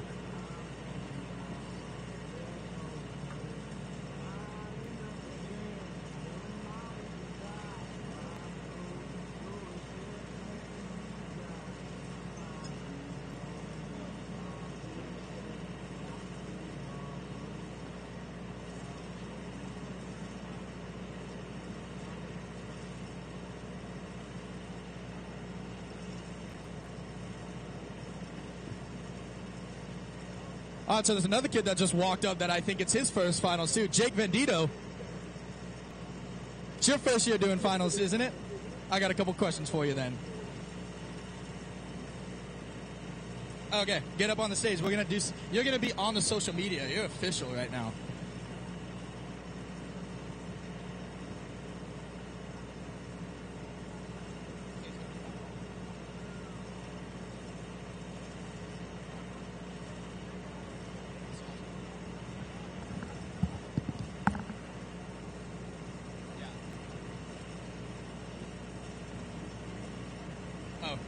It's facing us right now? Awesome. All right. Well, right here we got Jake Vendito. You are a local here in Havasu. We're looking this way towards the camera up on top of the trailer over there, so this makes you stand this way. But, so supposedly you're not doing racing. This is your first year racing, but you just wanted to come here and be involved in this youth development program. How did you like it? I loved it. It was great. I think that we should do something like this at all of our regional races. Obviously, there's a lot of first-time races. This is your first year, right? Complete year. So there's a lot of first-time racers, and it is pretty scary to see all these buoys out there and not know where you're going. But he was the only blaster out there with all the stand-ups. You got to learn a little bit about the course. Did it help build your confidence at all? Did it make you feel like you could do this? And has it convinced you to let your parents race yet? Oh, yeah. It was definitely different from racing with the blasters with those 1500s out there. It was a lot of fun, though. So are you going to convince your parents to let you race or what? I don't know about that. I ain't ready for my first year. Maybe my second year I might race. All right, fair enough. I just want to get a couple questions. This is a completely green racer. It's awesome to see another new guy racing, and we hope to see you here next year. Thank you.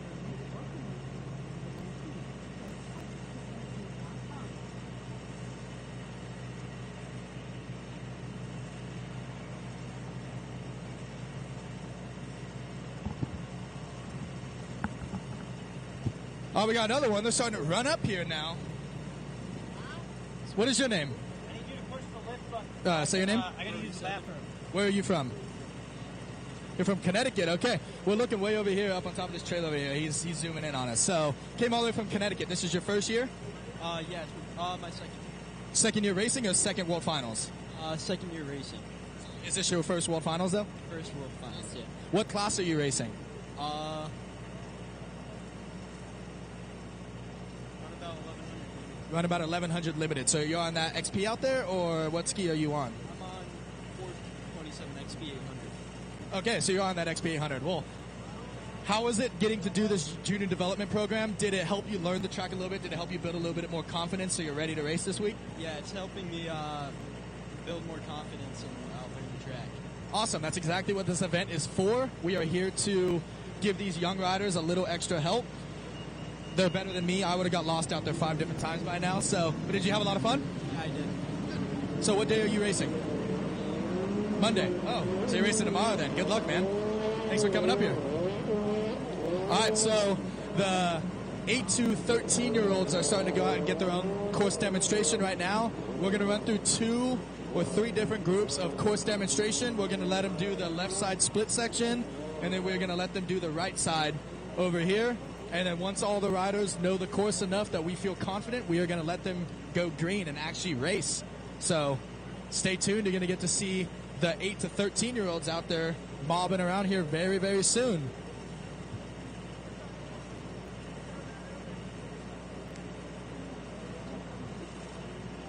Once again, while we got a little bit of a gap right now, let's thank some of our sponsors. We got Victory Lane.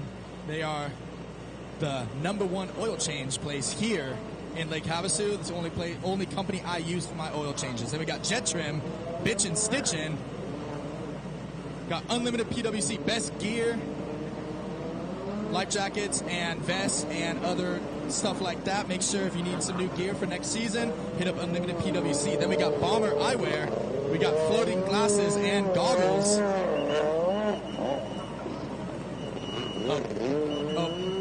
Oh, this kid's getting yelled at right now. What's going on? All right, well, that kid just went out on his own. All right, let's get back to the sponsors. We got Lake Havasu City WaterX, the local race series here in Lake Havasu. We got Run With Your Brung, the best event, first weekend of June or the last weekend of May down in Parker. It's a poker run / have fun event. Maybe we'll get Zeb up here to do a little interview to go over that event. But then we got Hot Products, Buses by the Bridge, Works Racing USA, TNS Cells, High Speed Industries. We got Hill Racing. We got Team Gocha Racing. Then we got Works H2O Boots, Riva Motorsports, Pro Precision, Blosian. Of course, we got Scott Fraser and the IJSBA. Then we got a plethora of families. We got the Reinhardt family, the Castro family, the Crawfords, the Smiths, the Severas, the Kennedys, the Caparellis, the McClures, and then, of course, we got Camel Towing, Jet Tribe, and Prime Kinetic. Once again, thank you all for sponsoring the event, and I'll stop yapping now. Let's get back to watching the kids ride. That's what we all care about here.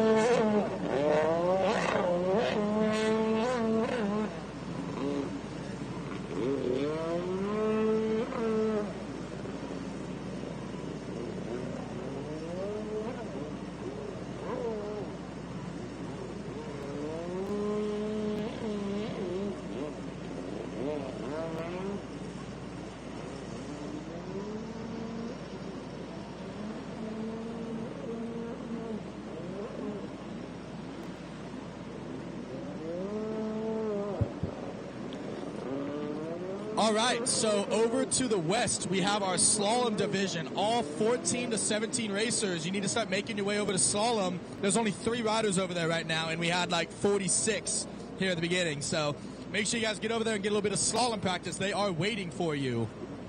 Right now, we got the 8 to 13-year-olds here on the main course, though.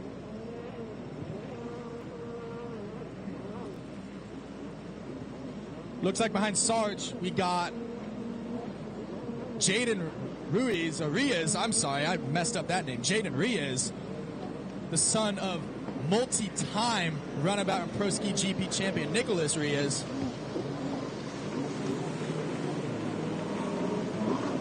It looks like red flag, they're going to pull him off and let the second and third groups get a little bit of practice in.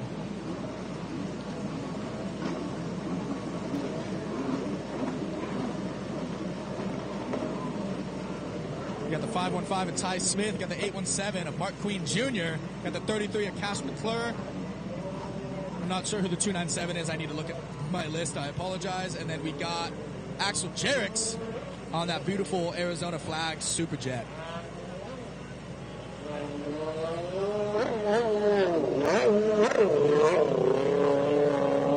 We got Zoe Schreiner out there on that 550, followed by Cash Crawford on the 928 white and purple Superjet.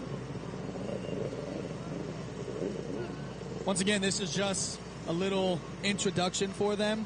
We are giving them ample time to learn the track before we throw them out there at speed, so bear with us. It might be a little boring right now, but we're just making sure these little guys get a little extra practice on the track. Up next, we got the second group of the 8 to 13-year-olds.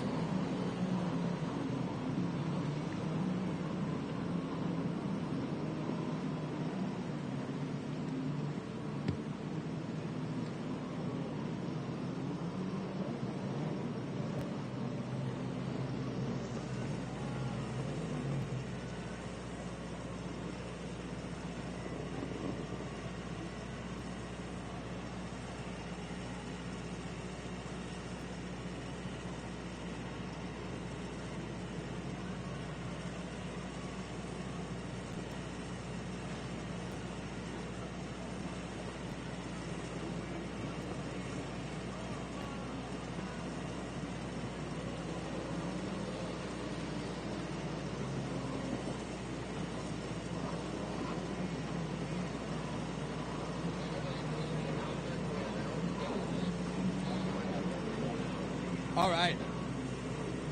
Up front, we have the number 7 of Travis Billings, and then we have Little Benson. I forgot she was racing. I forgot her name. Let me get my little list out.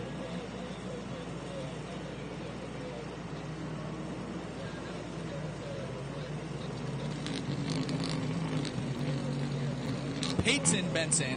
Peyton Benson, age 10 years old.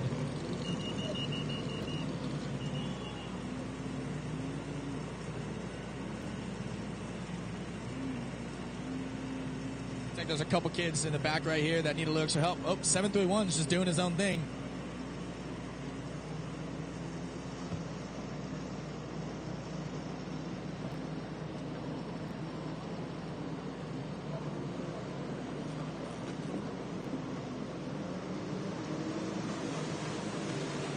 All right, thank you everyone for tuning in to the live stream on Charles Gitchard, shared on East Coast Watercross, Naughty Water, and I just shared it to the Wild West Watercross page. Make sure you share it, tag your friends and family, make sure they can watch.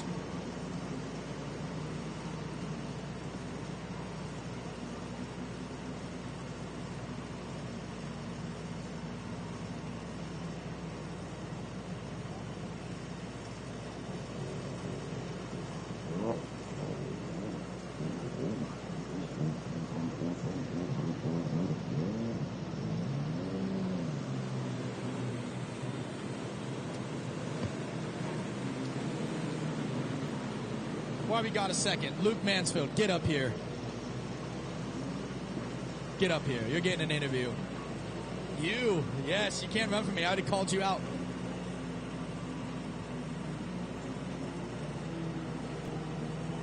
Finish your food. Don't worry. Finish your bite. I grabbed this guy mid-bite. Sorry about that.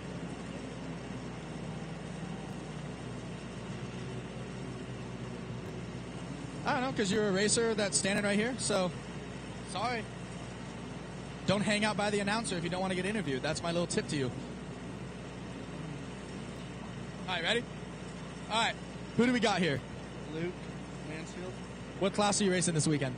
Novice ski stock tomorrow. Oh, you're not running the Vintage because they don't have the class for it, huh? So. Maybe if Rich lets me. Oh, fair enough. Well, is this your...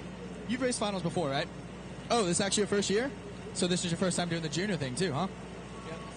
What'd you think about it? It was pretty fun. I don't know, the track's pretty gnarly, so. I'm going to say, the track is a little gnarly. That's exactly why we are doing this event, to give you guys a little extra practice. So, yeah, what did you think of the track? It's very big, it's very fast. Looks like it might get rough out there. Yeah, the splits are going to be fun, and the back straight's going to be fast, so we'll see. My little tip to you, as someone that is a professional crasher myself, that backstretch comes and you will not see the holes. You will hit them at speed. So on that backstretch, make sure you are prepared to go for a flight. That's all that's the only tip I'm going to give you. Already did in practice. Exactly my point. So, anyways, thank you. Good luck this weekend. What day are you racing? Oh, you're racing tomorrow. Oh, so you're done. You're done early then. Maybe you race Friday Pro-Am. Well, if you win Novice, you got to go to Pro-Am. So, very cool, man. Thank you.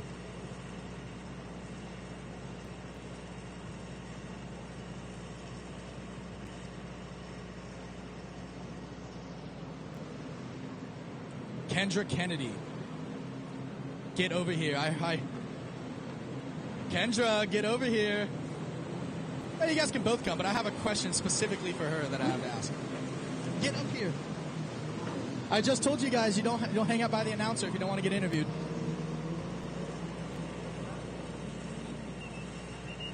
Where's your sister at? Oh, she's hiding? Okay, I'll do just you then. So, first off, what the heck happened in practice? I saw you make a little contact with someone out there. I don't really know. It just happened. So it wasn't intentional? Don't say I don't know. That's not the good answer. No, it wasn't intentional. But, okay, so what classes are you racing this weekend? Women's ski lights, AM lights, and maybe novice ski lights. Nice. So you're going to be pretty busy. What days are you racing? Monday, Tuesday, Wednesday. Oh, nice. You just get them all done. You want to thank? My parents. Works Racing. And your brother's over there looking really upset that you left him. He doesn't ever thank me. He doesn't even race anymore, so... Okay. That's messed up, Tyler. Can't believe you shouldn't do that to you.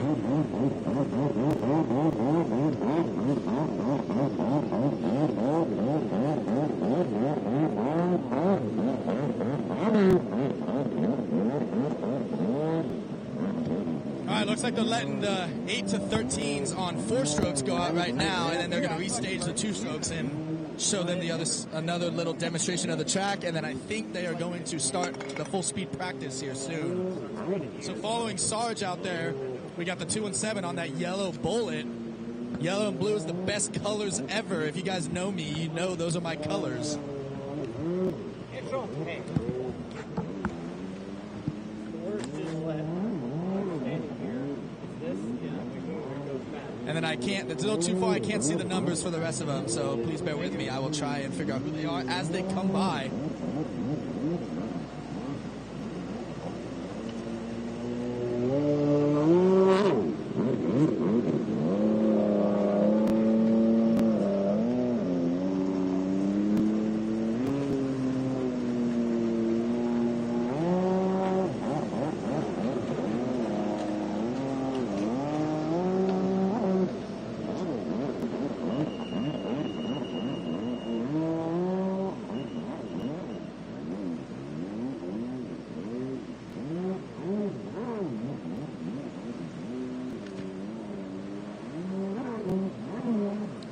This is a very large track, so we'll give them a little bit of extra time to learn the course. Oh, looks like there's a rider down on the start stretch right here. They are okay. They're getting brought back to their ski.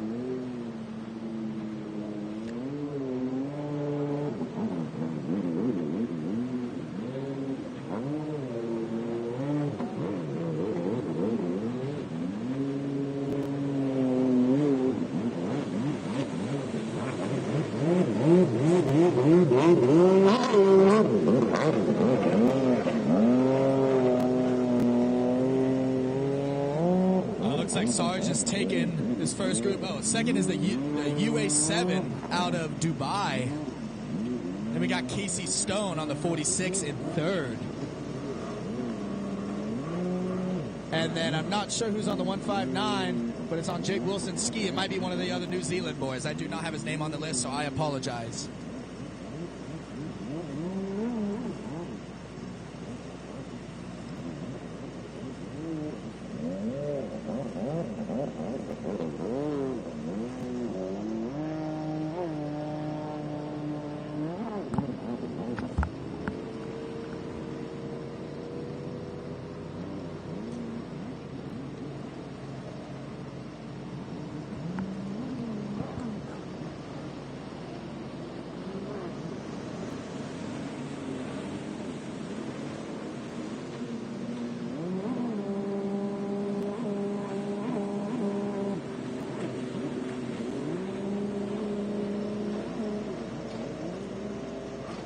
right. The 8 to 13s are out there on their last little section of sight laps, and then I think they're going to bring them in, and then they're going to re-rack the two-stroke 8 to 13s.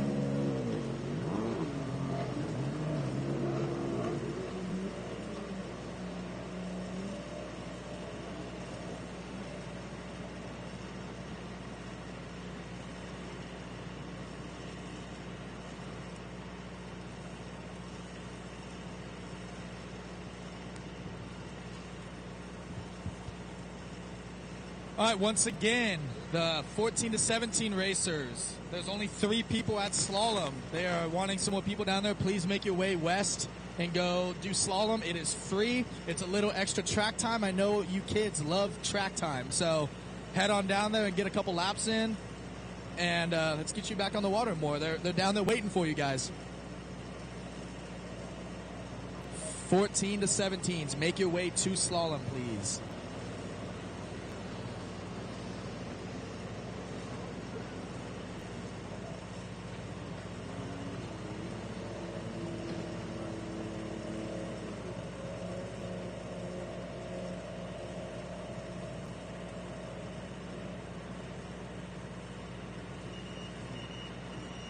All right, it looks like they are sending the two-stroke 8 to 13s. I'm sorry, I keep mixing up the age divisions. The 8 to 13s on two strokes are heading back out for their second practice session, guided practice session. After we let them and the 4 strokes do one more session, we are going to rack them up and let them do the green flag, just like race conditions, and get a full 2 race laps in.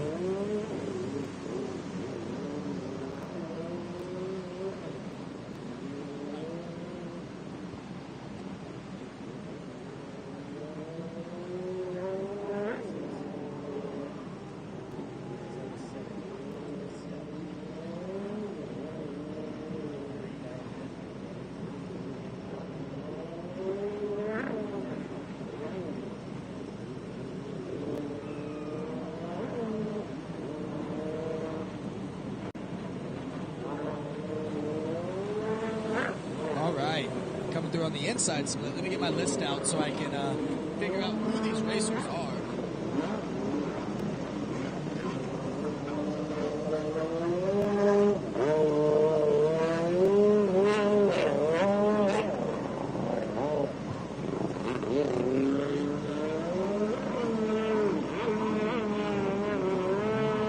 I'm not seeing everybody sharing all the Young Guns page and Facebook pages and YouTube, so make sure you're taking photos while you're out here and tagging everybody that you know, all your sponsors, all your friends.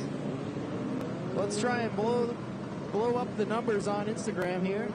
Make sure you're tagging all the right people, all the sponsors, everybody you want to thank for getting you out here, all of your regional promoters. The more you help tag the regional promoters, the better.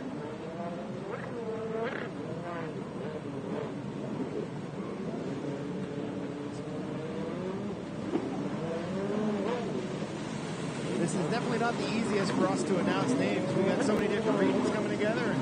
I know my regional racers. Deegan knows his, but it's tough when we don't know other regions. 319 on the black, blue, and pink is Bentley Cars out of Nebraska. Let's see, a 297, 515. 297, 257 in Austin, Aiken. They got a 405 of Rob Crow out of Texas. Then we got Zoe Schreiner, the 41 out of Riverside on the 550. Cash Crawford, the 928 on the white Superjet. Just got passed by Cash McClure, the number 33. Then we got behind Cash Crawford, we got Axel Jerix, and then we got Jaden Riaz on the 217. So I know most of the riders, just like 3 of them out there that throwing me off a little bit. It's tough to memorize everybody's skis and everybody's gear every race week in and week out, but we're used to it in our own regions, but coming into different regions and trying to learn everybody is difficult on the fly. Hey, Course Marshal Mitch, what are you up to? Just out here watching these kids, 14 years old, look like they're pros. It's amazing. Makes your life easy for sure if they can figure it all out now. Come on, you know nothing comes easy in this sport, so.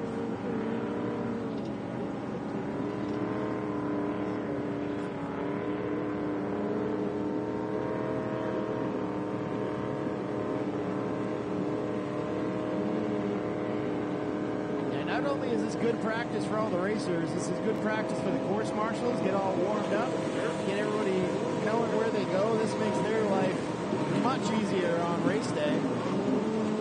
And as a race director myself, being able to do a whole extra day of practice like this is nice because we can know what the track needs. Rather than throwing racers into it tomorrow and the track being out of whack, we can use this so the riders get a little practice, the course marshals get a little practice as well, the announcers get a little practice, and even the track gives us a little time to make some adjustments, make sure the splits are even, there's no safety hazards, anything like that. So I think this is an awesome thing that we get to do here at World Finals.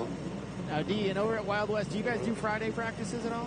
We do. Friday practices are a huge thing for us, too, getting everything dialed in nicely and the courses dialed in perfectly. I mean, we've had some of the most absolutely perfect splits just because we get to practice them on Friday and dial them all in. The course marshals can get them absolutely perfect. That's one thing I think we do pretty good, not trying to toot our own horn, but with that Friday practice, it gives us a lot of time to adjust the splits.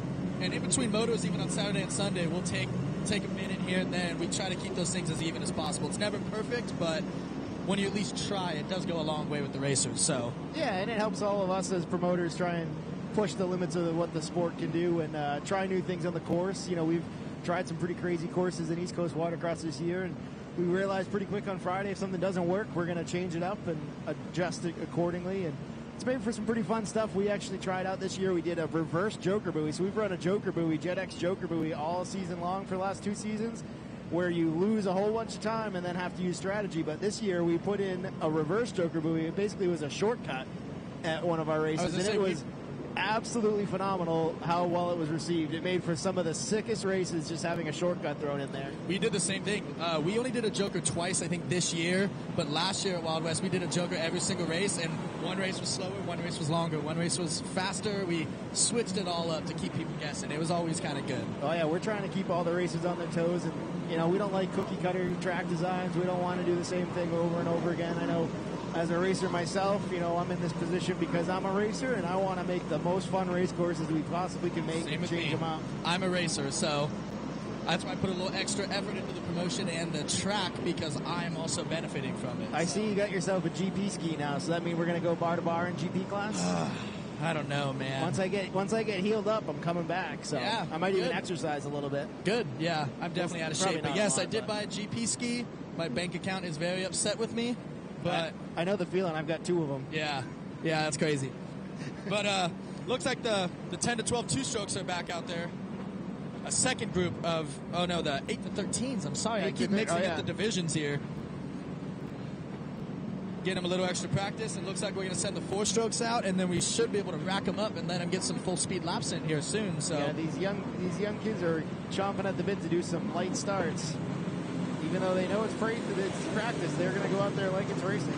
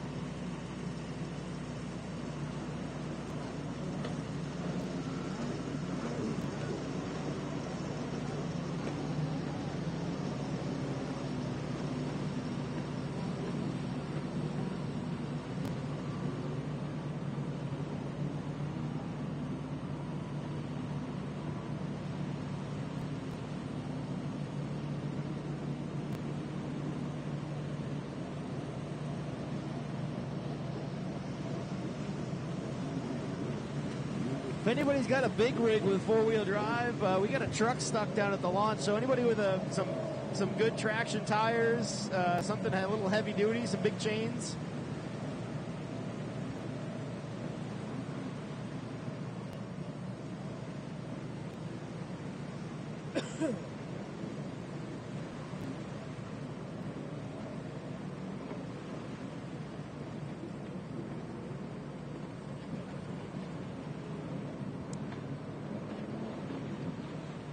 Just as a reminder to everyone dropping in at the ramps and stuff, be careful. This soil is not good for traction, so don't back in too far. Grab somebody with a four-wheeler or a cart. Ask a friend.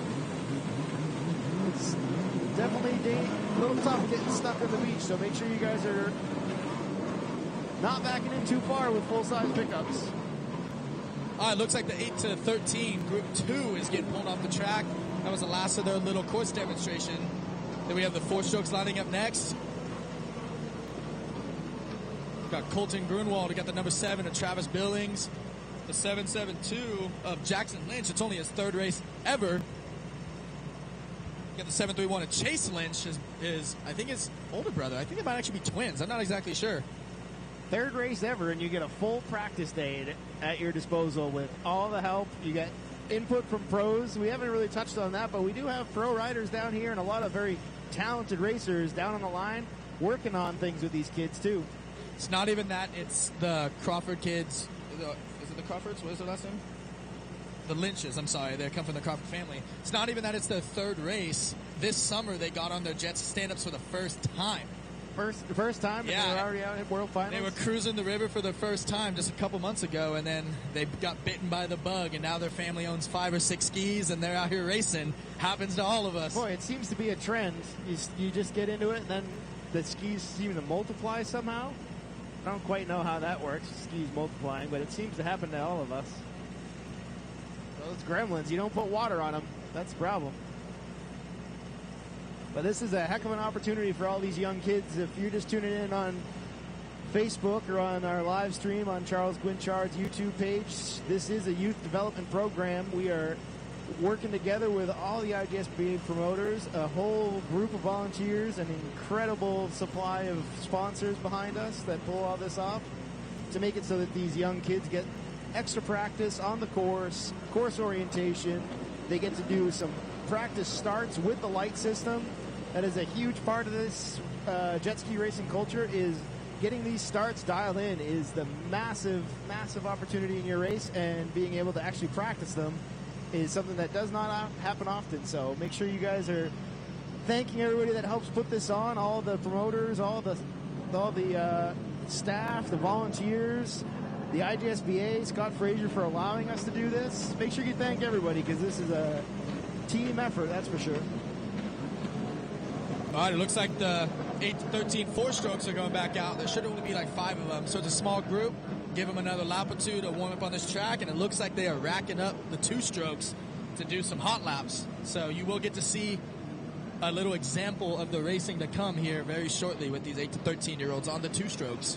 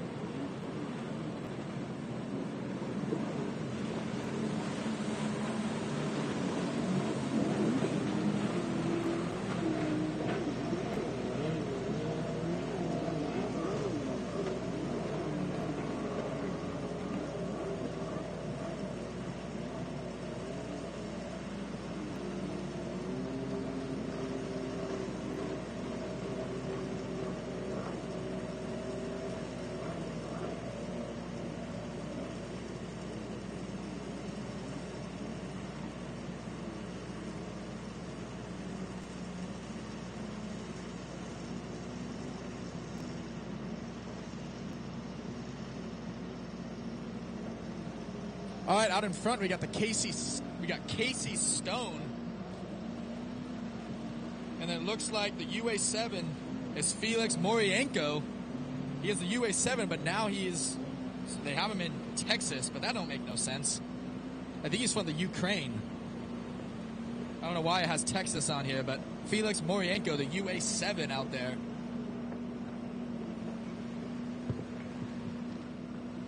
He's a up-and-coming racer. That kid's picked up some serious speed in the last few years. Whoa, we almost got hit with something.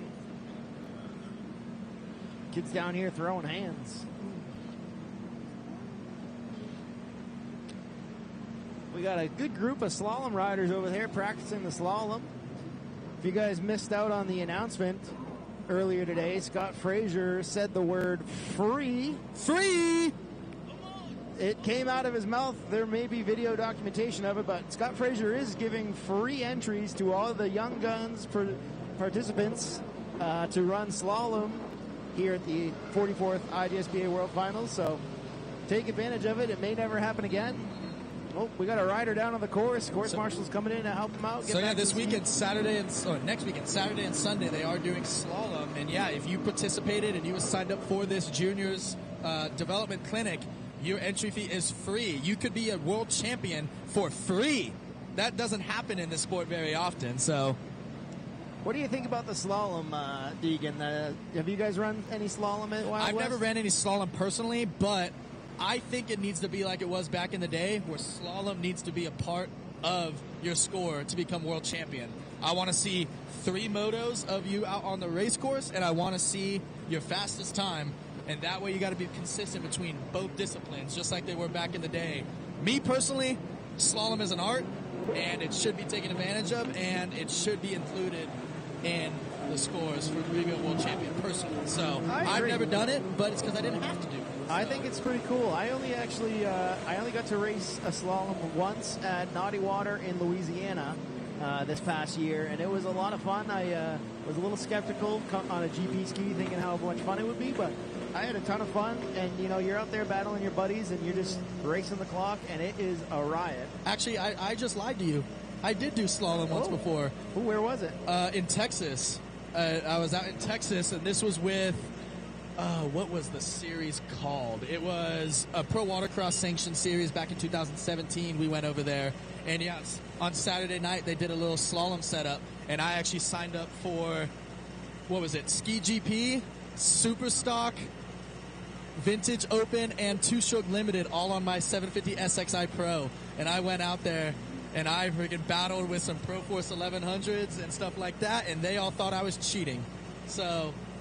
Yeah, we may be, us promoters may be bringing some slalom into a few races here and there this season, maybe. I definitely like the idea. If I can get the staff, I would definitely love to do it, at least at one of the events, maybe the season finale or something. It's always about the staff. There's a lot of work that goes into our race weekends. We do about 20-hour days. All right, well, it looks like the 8 to 13s are doing a hot start. Let's see who gets the whole shot.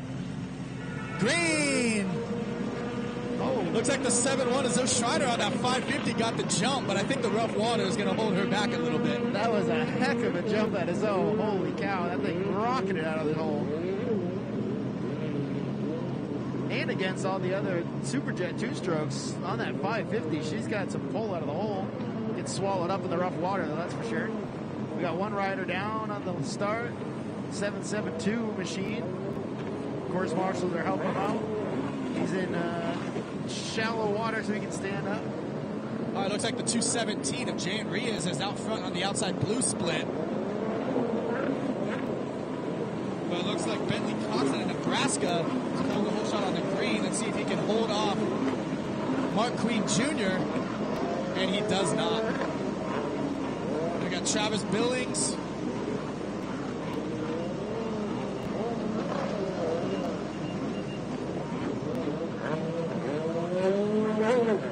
Austin Engen, Cash Crawford. We got the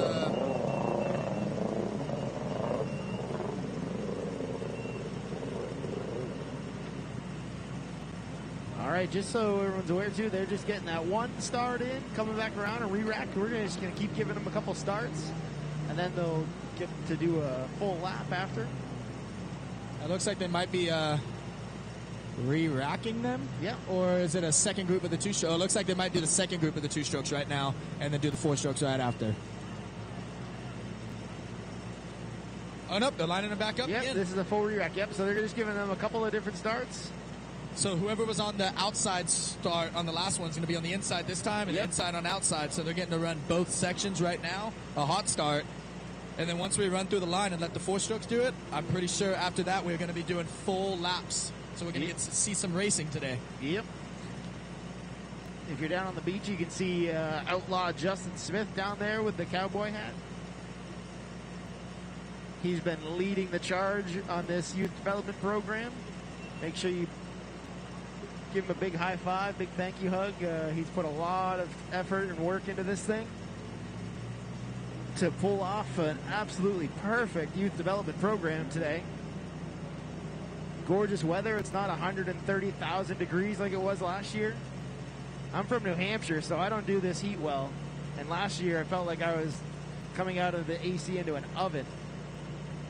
It's crazy because the weather last year was probably still 90. It's not the 128 we get in the summer here sometimes. So I'm not cut out for that stuff at all. Being a New Hampshire boy, we are not made for that. See, I'm the opposite. As soon as I get below 60, I'm mad all day. It ruins. I'm built for the heat. I cannot do the cold, man. I'm still shirtless under 60. Sun's out, guns out. All right, looks like the 8 to 13 two-strokes are lining up again. Green. Ooh, that's a good start. Looks like the 772 that went down on the first start stayed up. So he's learning. This is what we're here for.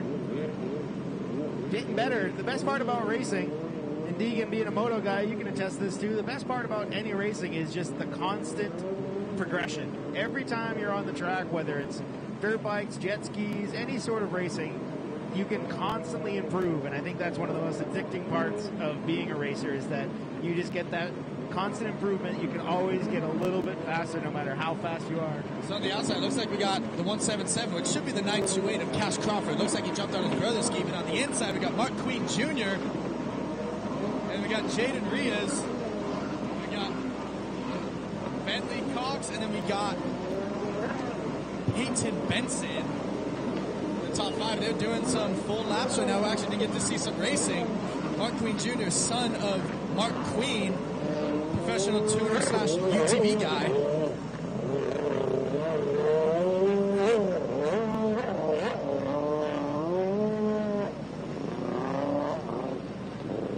We got Zoe Schreiner out there, the 41. It's only her first year racing. She's only 10 years old on a 550. She's definitely at a disadvantage right now in practice, but during the race day, she's racing Tuesday in 550 Limited, and her dad said maybe in the mod class if she does good enough. So she's just gaining more advantage of getting more track time out here. Doesn't matter where you are on the track, just learning the track, getting comfortable, knowing where your spots are on the track to look up, coming out of the corner to spot your next buoy. That's a big thing that these young kids tend to do is keep their heads down a little bit too much. Even the adult racers keep their heads down a little too much. Make sure they're learning when to lift their head up in the corner and spot that next buoy. So anytime on the track is a good time to get some practice out here.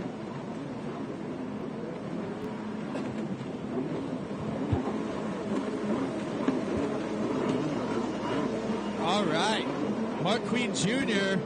is going to win practice officially with Cash Crawford right behind him, and then Jaden Riaz in third place. We got Peyton Benson, then we got the 297, which I lost my sheet. I don't know what his number is. I'm sorry. 297 of Baron Marinick.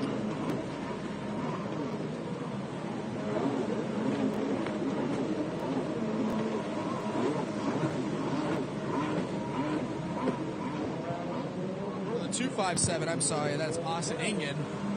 And we got Colton Grunwald. We got Sebastian Wilcox. We got Ty Smith. We got Axel Jerix. We got the... I don't see this guy's number. I apologize. The 609, he's not on my list. I apologize. At the 609, then we got Travis Billings. And then we got both Lynch boys coming in the back. With Zoe Schreiner, the 41 of the 550 out there. She gets some good practice. 7 of these kids I counted, this is their first year racing out in that group right there. So very, very good to see some new blood coming to the sport. Very excited to see what the future holds for these kids. And I give it about a year, they're going to be faster than me, guaranteed. Some of them probably are already. I know some of them are faster than me already, that's for sure.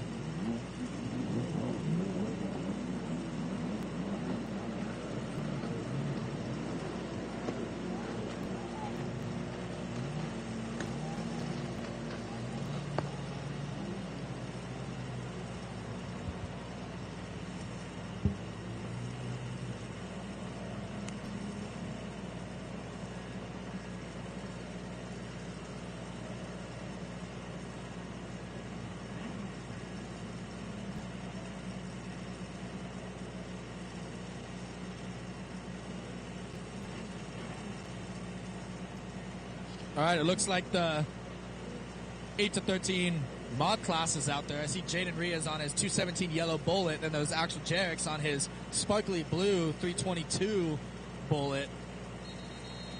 And then there's 159. Once again, I still don't have his number. I know it's Jake Wilson's boat, but he's borrowing it out to one of his buddies. I don't know his name right now. I apologize. So Jake Wilson on the 159's friend. Cass Crawford, the 928 black bullet. Oh, he's heading out right now. And then on the inside over there, we got Felix Morienko, Casey Stone, and then the number 32.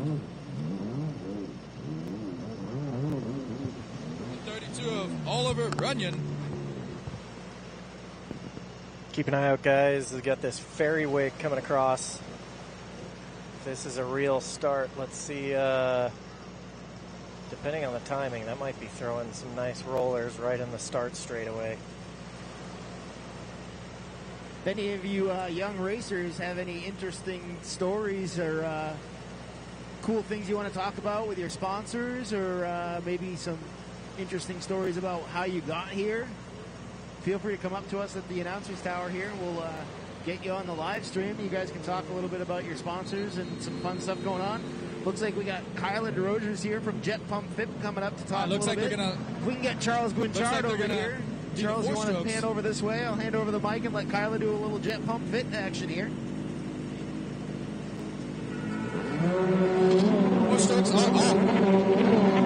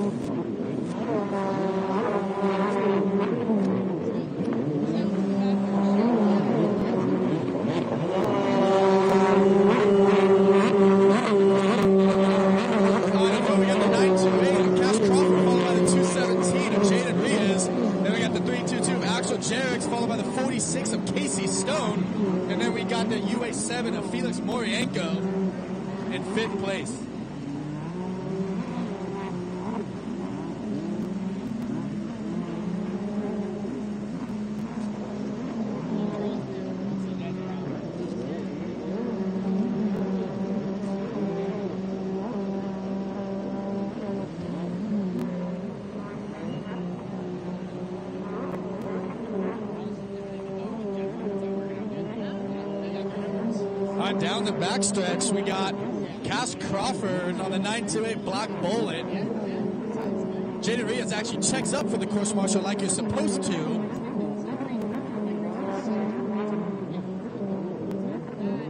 And yeah, Cass Crawford is pulling out front on the outside split. Jaden Riaz on the yellow bullet's going to follow him.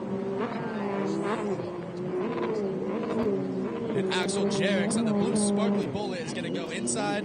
Casey Stone probably going to go outside. Nope, she proved me wrong. She's going inside, so Felix Morienko is going to follow her. Cass Crawford, way out front, way out front. This ski looks good. I'm eyeing out my competition because I just got a new 1100 GP ski, and these are the people I'm going to have to race, so eyeing my competition right now.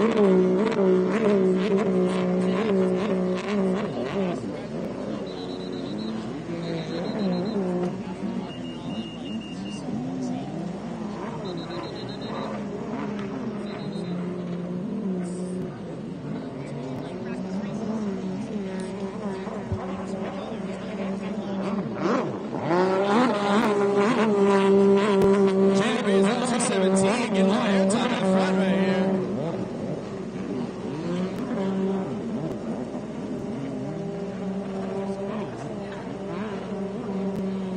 But Cash Crawford just gone down the backstretch. He's got a 2-buoy, 3-buoy lead already just on the second lap.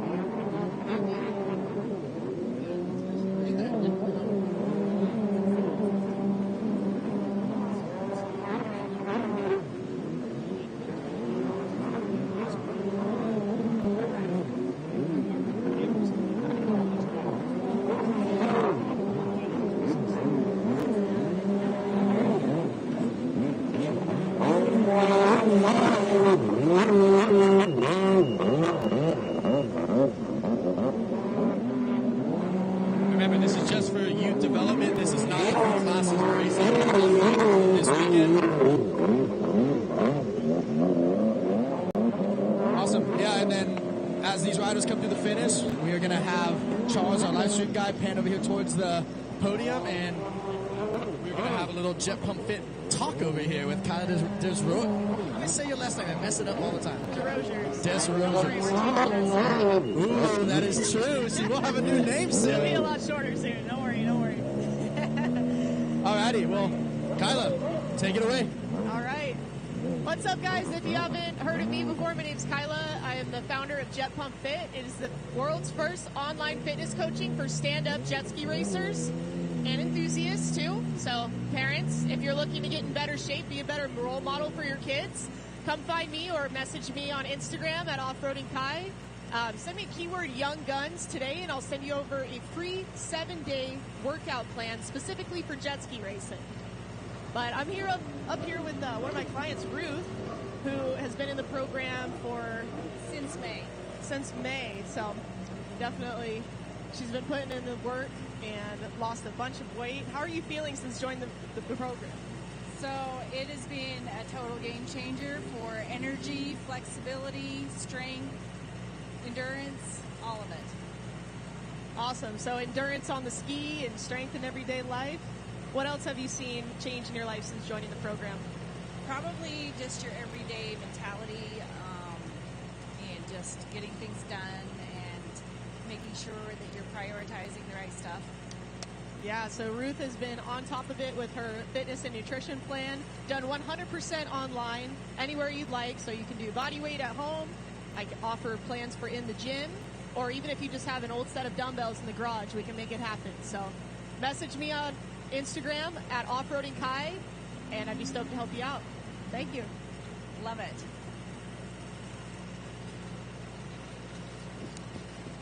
All right, you heard it first. Jet Pump Fit. Dad Bod Racing. I'm not fully committed yet. Maybe sometime. Maybe once I heal up, I might. All right, looks like we got all the two-stroke Young Guns again lined up. Looks like we're going to let them do another couple hot laps, so this will be good to watch.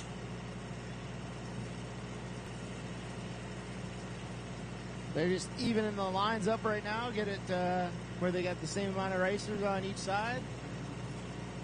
And then we're going to fire them off. Give these kids a light and horn start. Everyone's getting pretty good at this light and horn start. I think all of us now as IJSBA promoters are all on light and horn systems.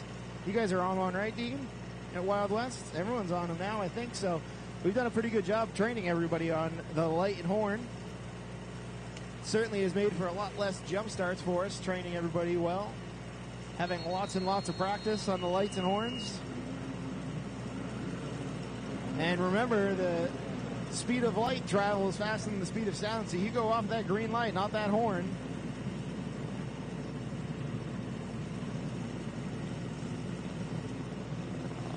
See the 33 of Cash McClure just locked in on that light. He is trained to stare at that light.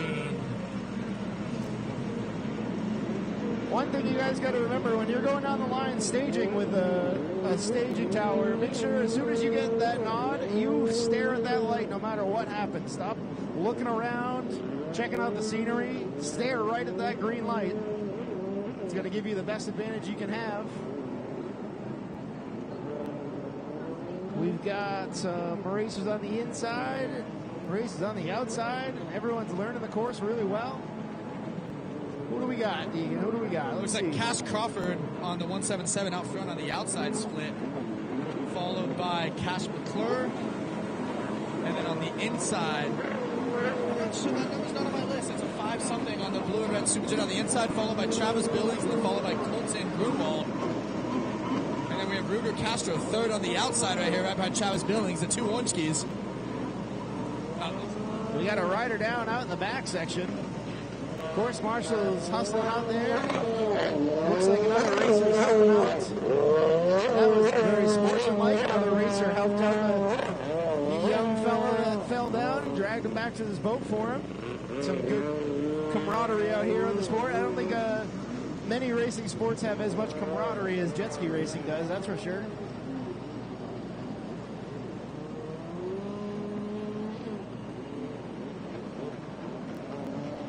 Whoever the kid on the 750 is my idol. Let's find out his name and give him a little bit of a shout out. Looks like his name is Peyton Decker, sponsored by Decker's Concrete Plumbing and Babe Aesthetics. That kid's a legend. Oh, he's going the wrong way on the track, though. We got to make sure we fix that. There you go. He's just adding some corners to his race day. Yeah, it looked like he saw Mark Queen Jr., and now he knows where he's going. This is exactly why we're doing this day, though. It's no harm, no foul. We're here to learn, so he's learning. That's what we're here for. It's doing its job. Cash Crawford on the 177 out front, though, just pulling away from the rest of the crowd. Bentley Cox, followed by Cash McClure.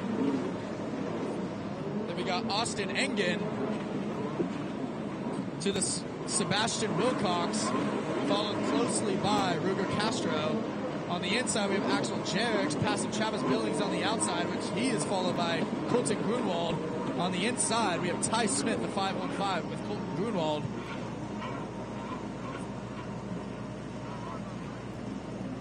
And on the outside split, we have the 2 brothers. Up front, we have Chase Lynch, it looks like. Looks like his brother fell down. Zoe Schreiner on the 4-1 on the 550 gets around her, and then Mark Queen Jr. on the 817 far behind. He had an issue on the start. He is faster than it looks.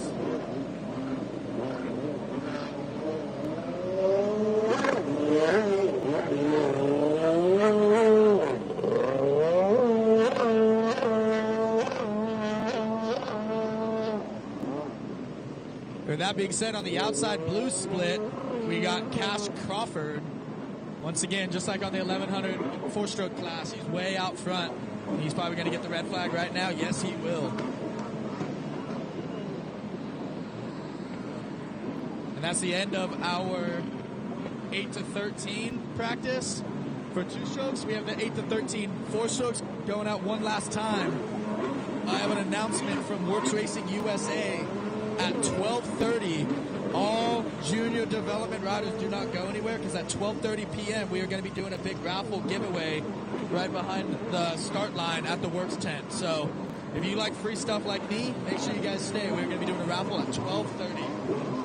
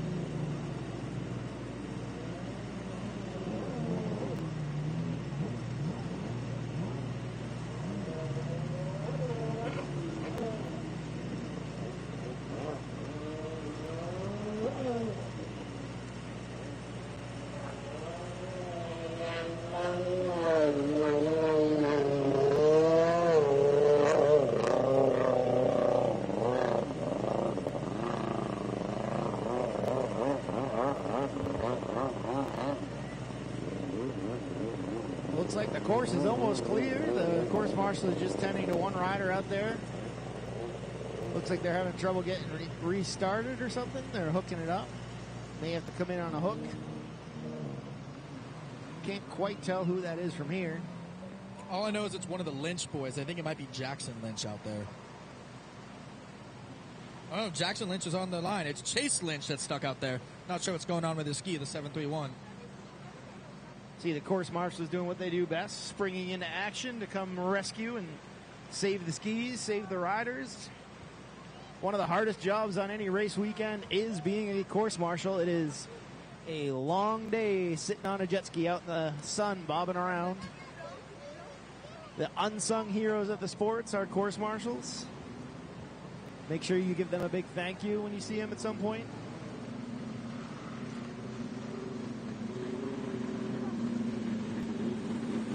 Looks like they got it hooked up and dragging it in and get it out of the way, and then we're going to fire off another practice run here. Got the fast young kids out there ready to go.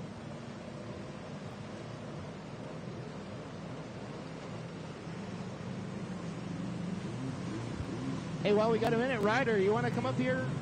Ryder, you want to come up and do a quick interview Ryder with us? Wildeboer, pro riders, get over here. We got some interview questions for you.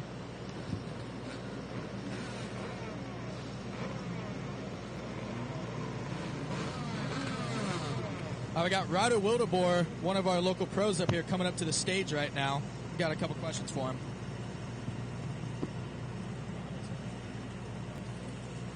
All right, well, first and foremost, introduce yourself. Tell us a little bit about yourself.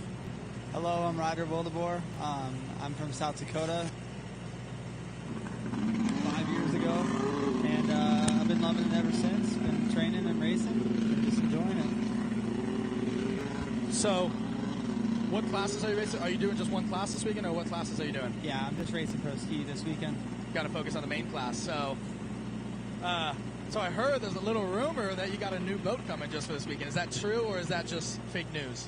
No, actually, I'm actually racing more of my practice boat. I got a new race engine in that, but I'm building a better boat for Thailand. So we're going to kind of keep that one under the wraps and send it there. So we don't get any sneak peeks right now? No, not yet. Maybe you'll see it up, buddy. Dang it. Well, cool, man. So what days do you race?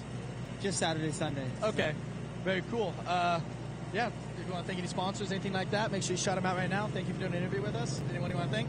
All right, right now we'll just thank my mom. I mean, I got to say I can't thank her enough. And, if we get on the podium this weekend, we'll get to thank everybody else. So. Fair enough. All right, well, thank you. Good luck this weekend.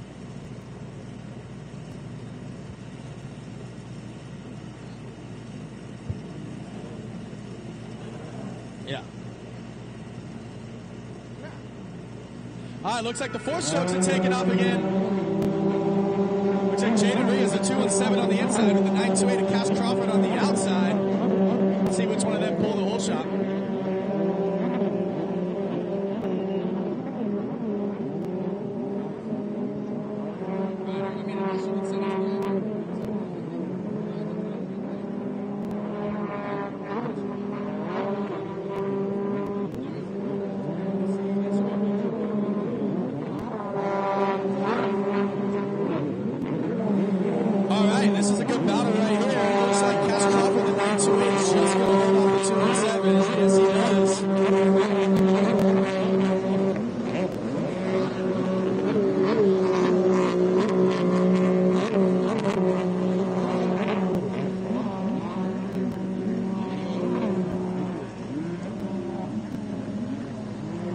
Those are the kids I'm going to have to race. They are fast.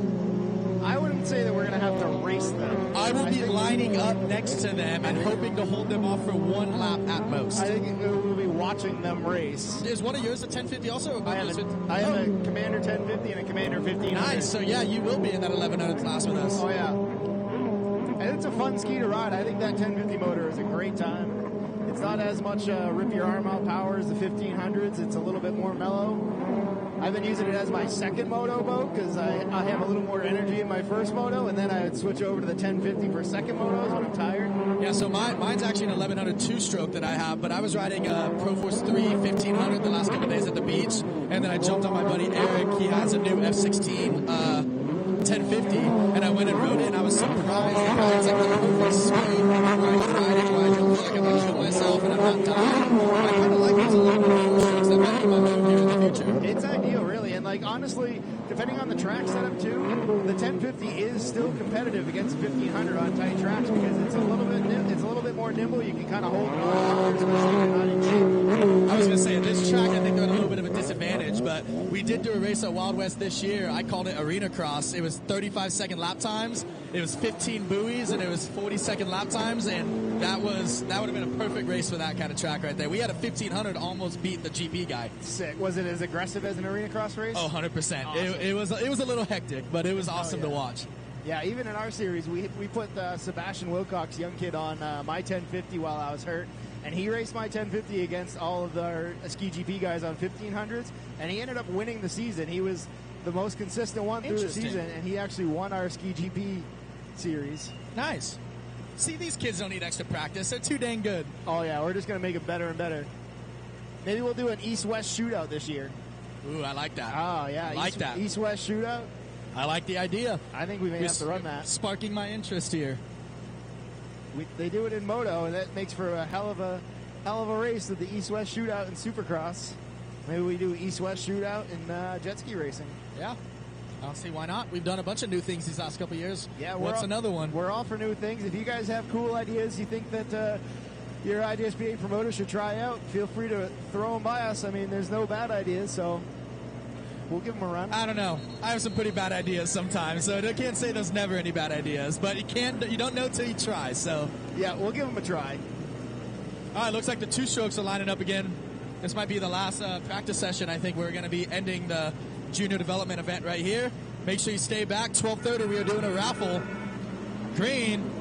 Looks like Cash Crawford once again pulling a good start on that 177 black Superjet.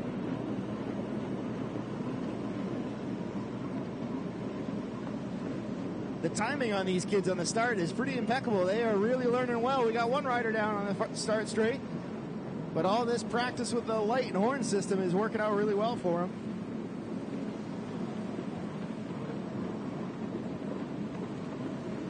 All right, on the outside, we got Cash Crawford. The inside, we have Mark Queen Jr. First on either side. Looks like Cash Crawford is going to get the advantage, though. Yes, he does. Seems like these splits have been really evenly timed so far. I know pretty even. I think the blues is still slightly a little faster. Faster on the outside. I think the 6 blue needs to move that way like 10 feet just to slow it down a little bit, but it's pretty dang close. I did hear some chatter on the radio of a few adjustments going on out there. So once again, that's why this kind of day is perfect. Gives us a little time to prepare before racing starts tomorrow.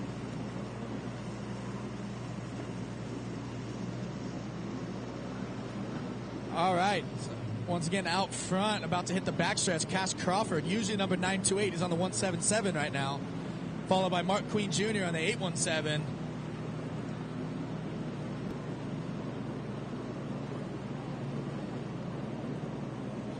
Looks like in fourth, we got the 3-3 of Cash McClure. I'm pretty sure that kid raced every single region this year at some point.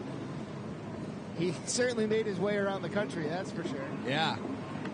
I think he had like a 400-point lead in the national points total by the end of the season. Yeah, something like that. Make sure, speaking of national points total, make sure you're sticking around for award ceremony at the end of the race week. We have national high points awards to give out, and they're pretty sick. Nobody's seen them. We haven't leaked them yet, but they're 3-layer, 2-foot-tall first-place trophies.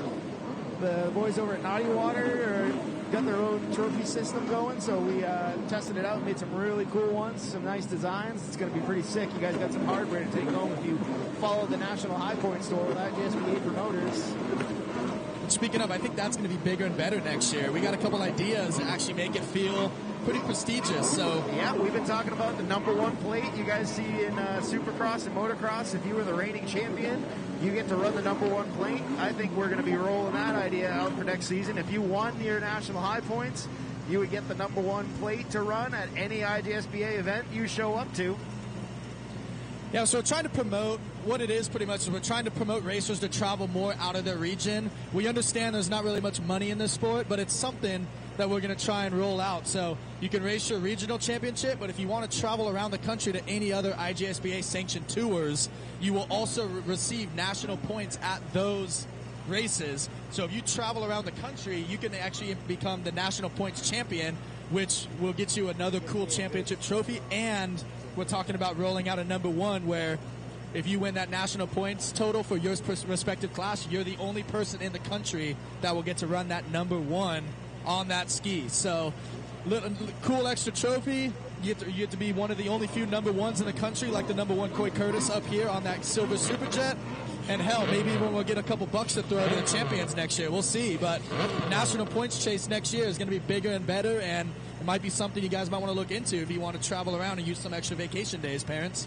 Save up those vacation days. We've got a lot of racing on the works for next year and a lot of cool things. Going to have some interesting announcements later this week, too, about what's going on in the country. So make sure you get all those vacation days stocked up, because you're going to need it to travel around a lot this year. Looks like we're getting pretty close to wrapping up here.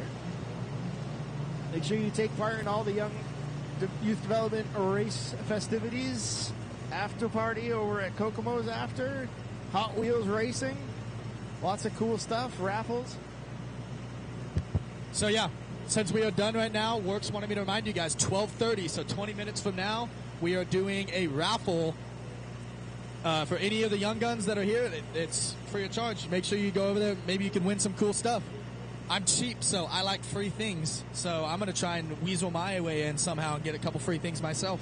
12:30, raffle, right behind.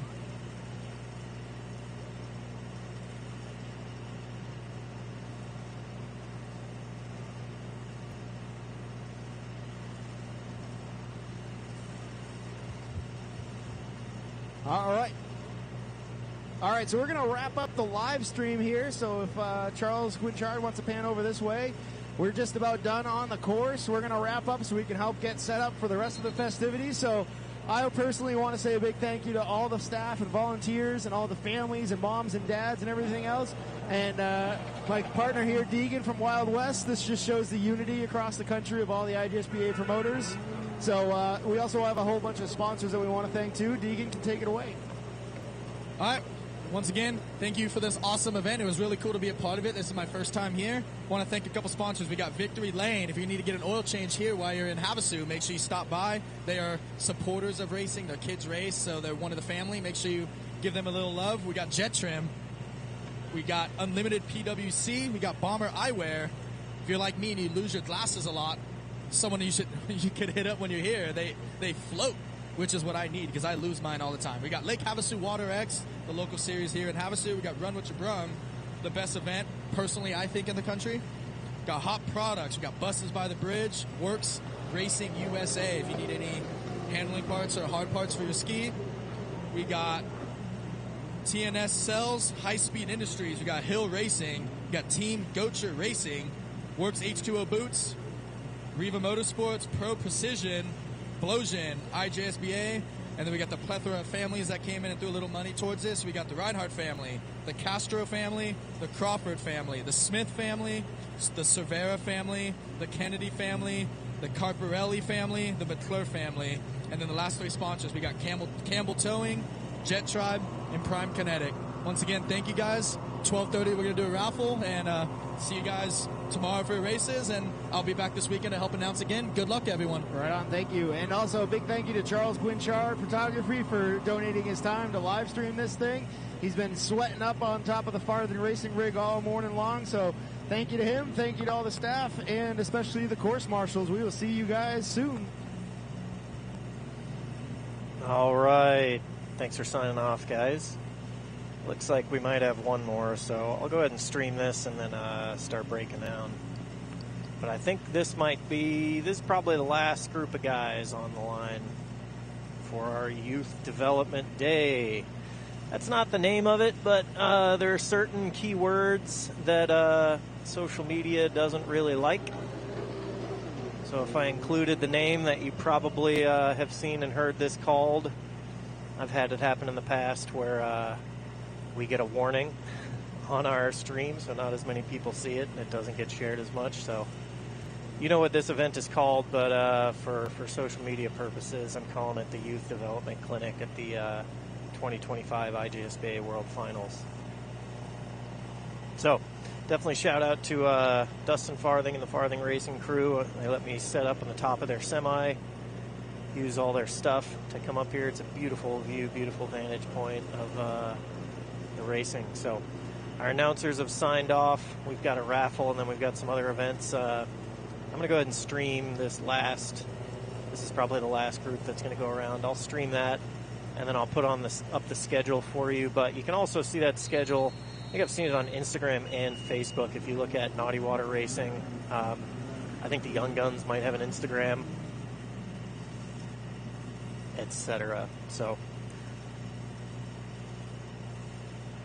good start to World Finals. World Finals actually isn't even started. Today's basically just registration in our clinic. That's why you see the pits are pretty empty. Vendor row is pretty empty. This is just for us today to kind of run things through. So thanks for watching. Please put this on repeat the next few days just to get those views up so we can use this to show what good numbers look like for next year.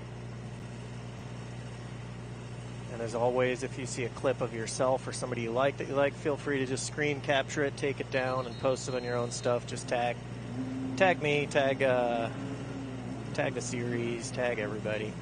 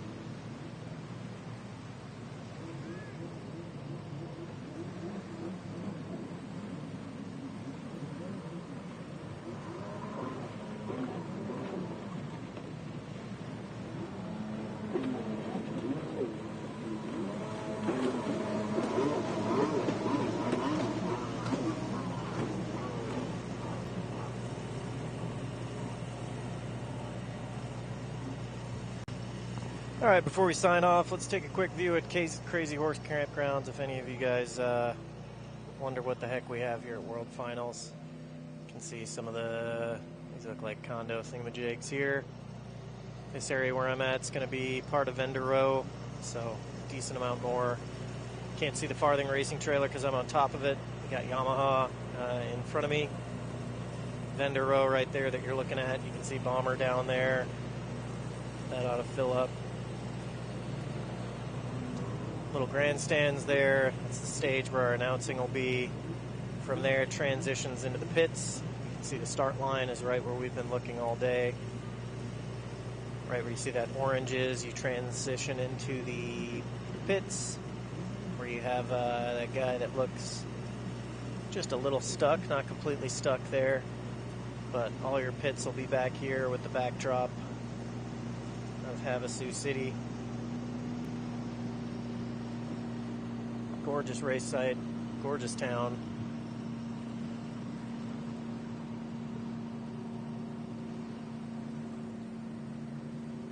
All week during the racing, there'll be the ferry going back and forth, lots of power boats back and forth that just throw you a random roller here or there that pretty regularly impacts how a race turns out.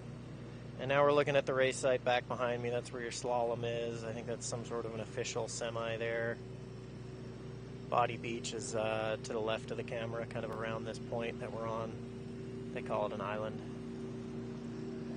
Cross over the London Bridge to get where we are. You take a ride into Crazy Horse Campground, get yourself a parking pass.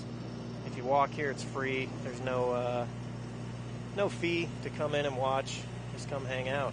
So, thanks for watching, everybody.